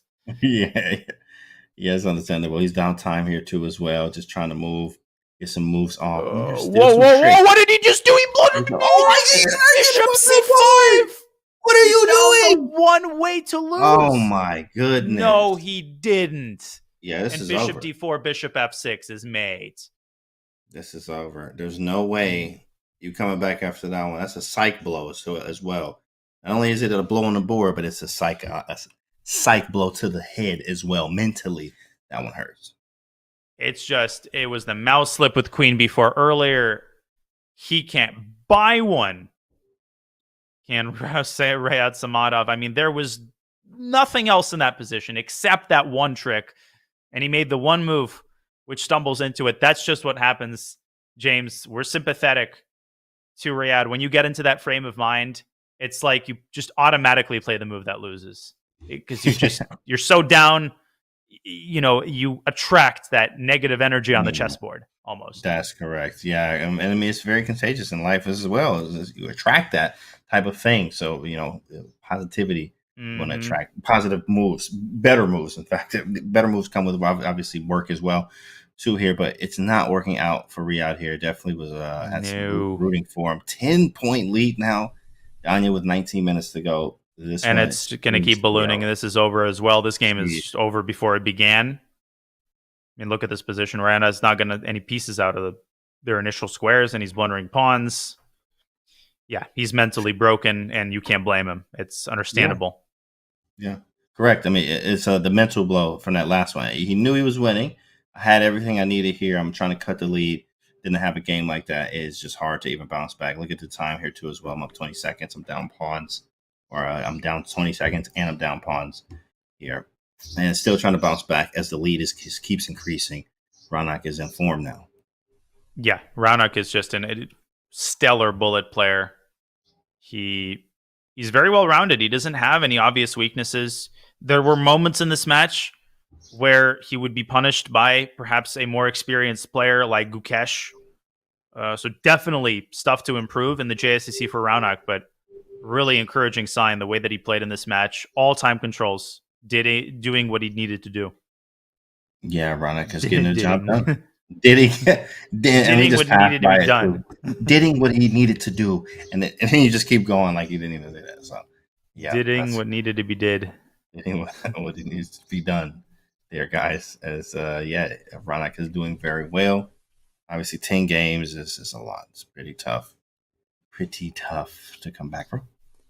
Pretty good. Knight takes F2, just snagging him on. Why not? Jeez, 3, 6. Quite a few. Probably more than that. 94. Back he goes, attacking the bishop. Bishop B5 coming. Bishop B1. Nice defense. Great move. G5 even. Today G5 is a beautiful move. Rook C2, that's great too as well. Queen C6 or Bishop something. Step out the way. King running to H7. H7. Evacuate Queen C6. No, he didn't. Saw that one coming. Oh, Knight G4. That's a free queen. Oof. Which was missed. But it doesn't matter because he's still completely winning. Whoa. That was definitely a queen. King H7. A few more seconds. Hit E5, knight D3. And that should do it. Yep. That should do it. Yeah, Bishop E4. I mean, this game lasted a bit longer than it should have, but the result has never been in question, not even for a second. Just going up on the material early in the game. Nice. I gotta say, Rad Samadov is holding on here. This is impressive. He is still holding. Right, 2 seconds. Whoops, Rook B2, gotta do it. He flags. You didn't see that one coming. Yeah, Raunak is a force right now, bro. No, this is slow down. Yeah. Relax, man. Let the man, fight. Sheesh, he's crushing right now. And complete confidence. He just knows that every game is basically in the bag. Rad had that one chance, heartbreaking mate blundered, and now it feels like Sadhwani is just taking every game out of the opening, basically. Yeah, now we have ourselves a Moroxi bind. Yep, good opening for Bullet. Exactly. It's so annoying. Easy moves to make.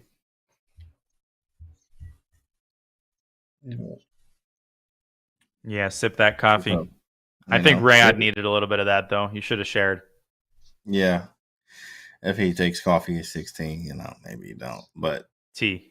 Azerbaijan. Tea is the black tea is the national beverage. If you want the greatest tea of anywhere in the world, you go to Baku. Okay. That's good to know. Pro tip, guys. Pro tip. Man, G4, he about to squeeze him. What? F6? G4 wins a piece? I guess you get some pawns, but G4.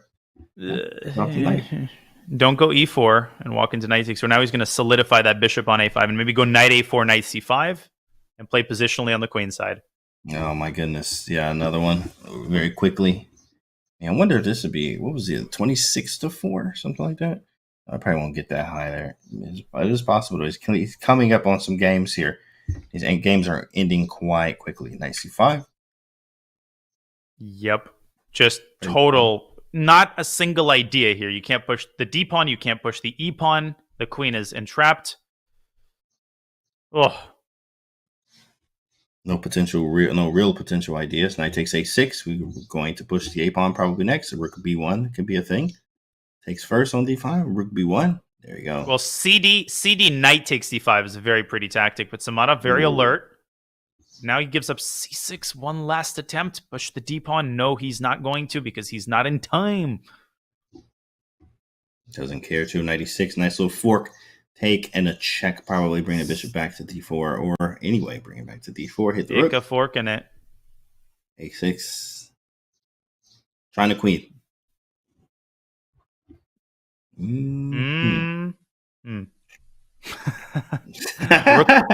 That was funny. It was the same. Like, where is the win? Where is that final blow? Right. Another there. Yeah. The universal chess player sound. Nah. But okay. But okay. Exactly. But okay. Rook takes g6 comes to mind. Yeah. This is a tough, this is, I wouldn't say tough to watch. It's fun to watch Raunak being Raunak, but you feel for Samara because in these moments, and I've played matches like this, it never ends. You look at the match clock and it's like these 30 minutes last an eternity. You feel like you're playing an endless number of games. When will this end? You just got to keep fighting. You got to try to pull out at least one bullet game because the way it's going, we might be in adoption territory already.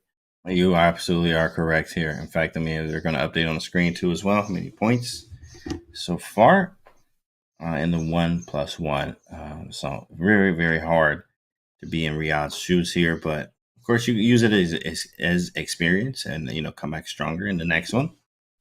Here doesn't look like he's going to be able to catch up, especially with the time too as well.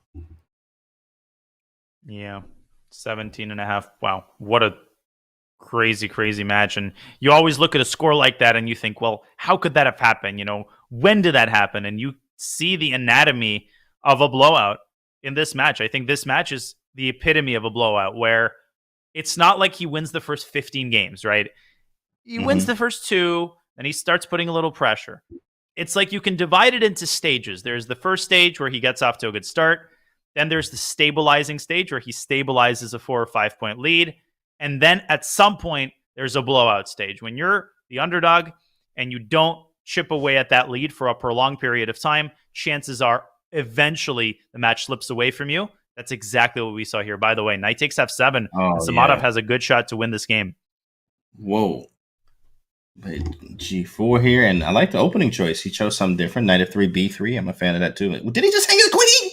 What is that? He did. What is he doing? His queen. What are you doing? What, man? Queen d1 to d2, girl? Oh, that hurts. No, queen e2 to d2, even worse. And he's playing on. Down a full queen. It wasn't even for a piece. It was for nothing. Oh, boy. Total meltdown here, unfortunately for Riyadh. Talk about tilt. That is, sheesh. I mean, that's tilt for real. I took my eyes. For half a second, right? I mean, jeez. Oh, man, that hurts. That one hurts. Six games in a row. And it's already bad queen b3, hitting f7, hitting b7, bad endgame incoming for Samadov. Yeah, this was tough. 6 mean ones in a row there, and that's tough, especially to lose that way. And it's more tilting because you're on camera, and that starts to eat away. You know that this is being commentated, and you get more nervous. So it's sad, it hurts, but this is chess. This is online chess. It's part of the experience, and Samadov is going to move on pretty quickly. This is his first JSCC match. If he becomes a GM, I'm sure that we will hear from him again. And everybody went through this at one point. Absolutely. I mean, it is painful, and you learn from it. You want to, hey, what can I do to be better? In fact, it's one match. well, I have some things to work on, and I just get better. That's what it's about.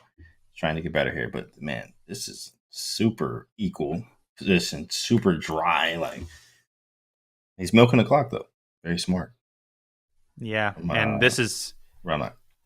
Terrible position for black here. Why? Because of all the dark square weaknesses on both sides of the board. He's going to double rooks e5 and c5, both accessible to the knight.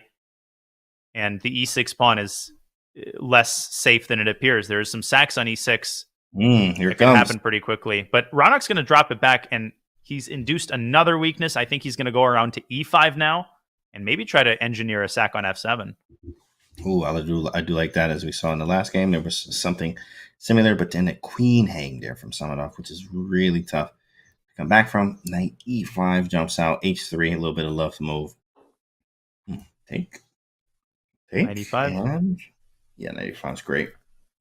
Great move. I would set up queen c2 and knight takes g6 is now actually a threat. Ooh, sick. So knight Samadov. Yep, good call. Rook e4, forcing the knight away.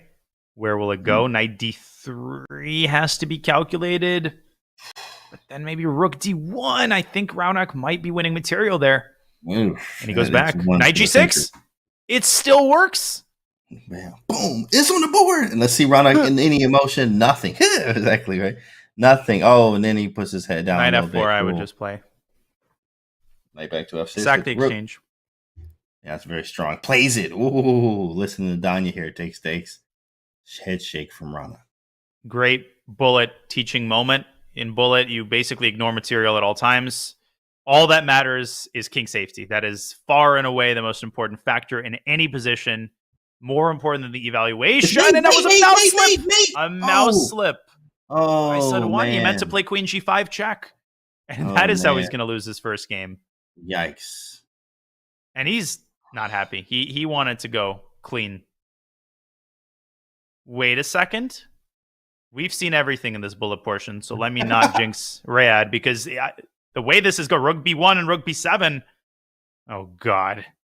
We have ourselves this is counterplay. This is safely winning. Should be it. Stalemate might be the only thing which will stand between Rayad and the victory in this game. There's literally nothing else Sadhwani could even hope for. There's no configurations. There are some stalemate configurations here. First, you have to give up the A pawn. Then you have to get a black rook to the F file, give up the G pawn and the other G pawn. Very easy. Elementary, my dear Watson. Elementary stalemate, guys. Very easy. It's easy. Okay. Give up G5. There we go. Step 1. Step 2 is give up the A pawn.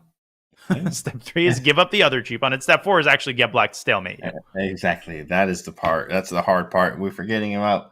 Guys, don't forget about that. But he's milking the clock 6 minutes. Wait. I'm telling you, man, this is close. King H. King H5. Rook G4. Rook G4. Okay, it's lost. Right, okay. Milk it out, play it all the way out. Absolutely. He was trying. He was definitely trying. When you're tilted, you start pre-moving everything. You can stalemate in any position. Oh yeah, we've seen lots of crazy stuff on your channel, right? With the 30-second of bullet and then playing that and seeing it live. Definitely happens. This is This is the Ludwig stalemate. Sorry, that was low. And he's gonna milk the clock down. Totally legit. Wow. Milk the clock. Smart match strategy there.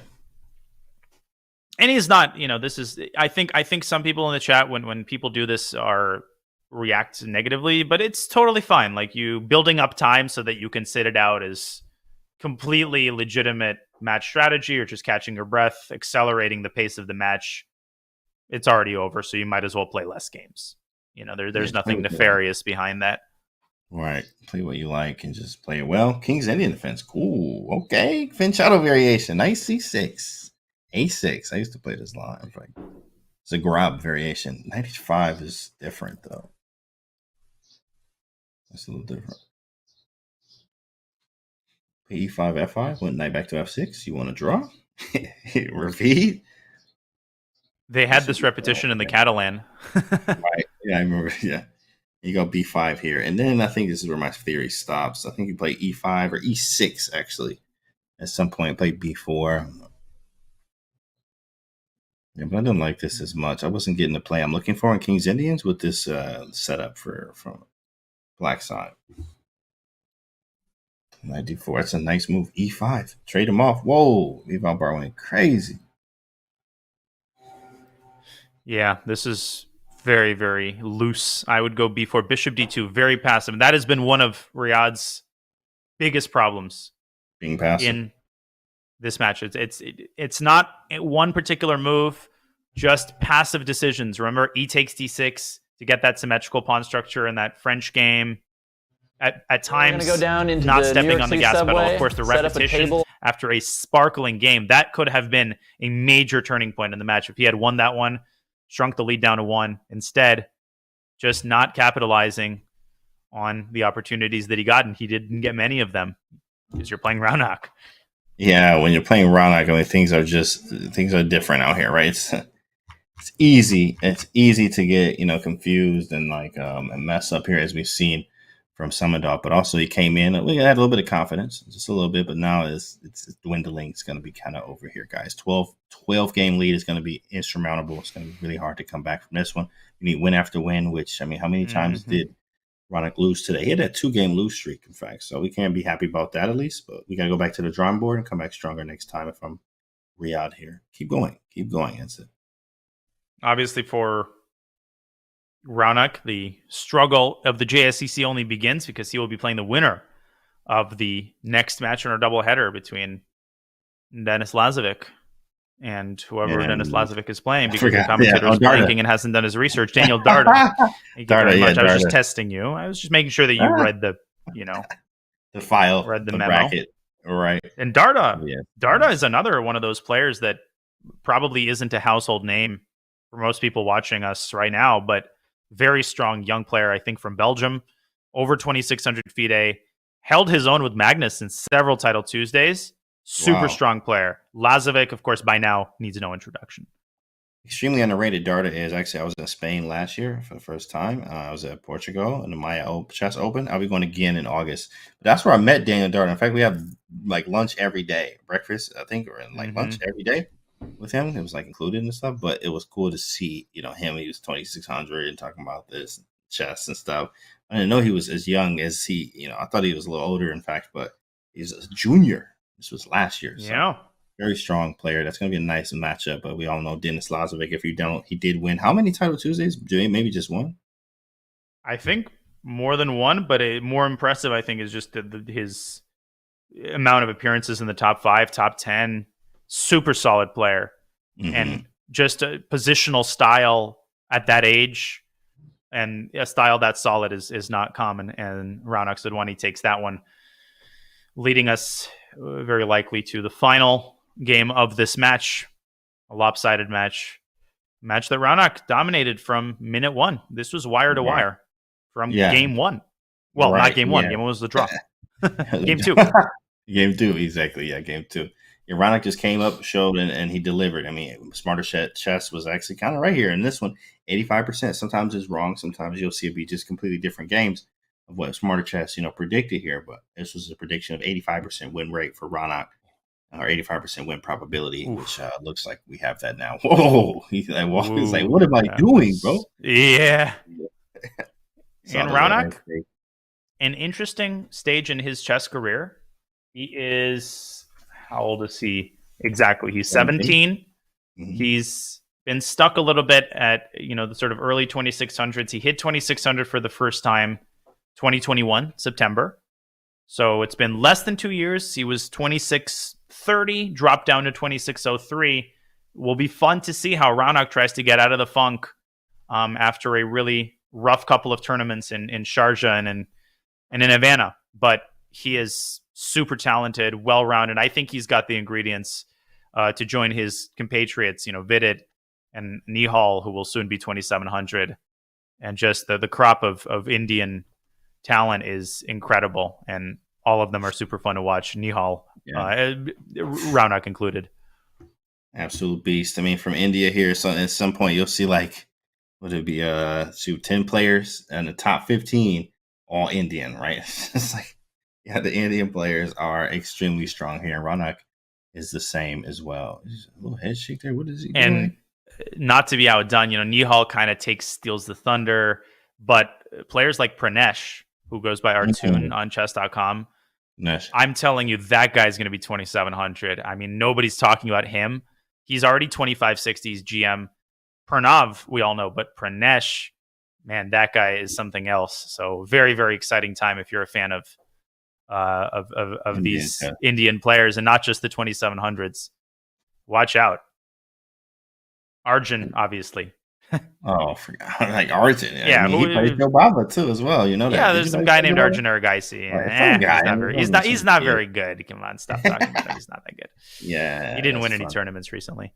That's funny. That's the man, myth, the legend. He's holding here, and that is it. The clock has expired, guys. That is it. There will be no more games. So he wins. He's like, Matt.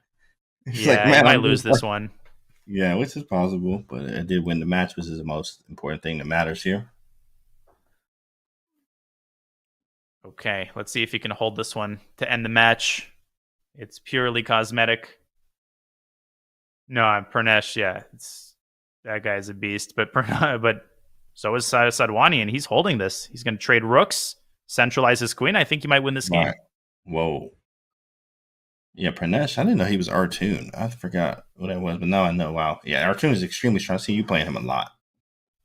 But, not to toot my own horn, but when Ferrugia was untitled, we played a lot of blitz, and I could kind of feel it. And I'm getting that 2,700 feel. The guy just finds crazy ideas really quickly. It's the whole package of things where your talent is still raw. You need development in the opening and understanding, but the talent is there. And the win is there for Raunak Sadhwani, who's going to trade queens here and end this game and end this match the way he started it.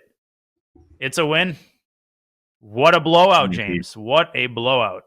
Wow. And look at the man, the myth, the legend. Raunak Sadhwani advances to the semifinals. If you're a fan of him in the chat, obviously, high energy there. Of course, congratulations to both players just making it this far anyway. And Riyadh summed up making it through the qualifier one. Really good stuff anyway, but he just had very stiff opposition today with a very strong Raunak Sadhwani winning 20.5 to 6.5. Tough game, rough game, in fact.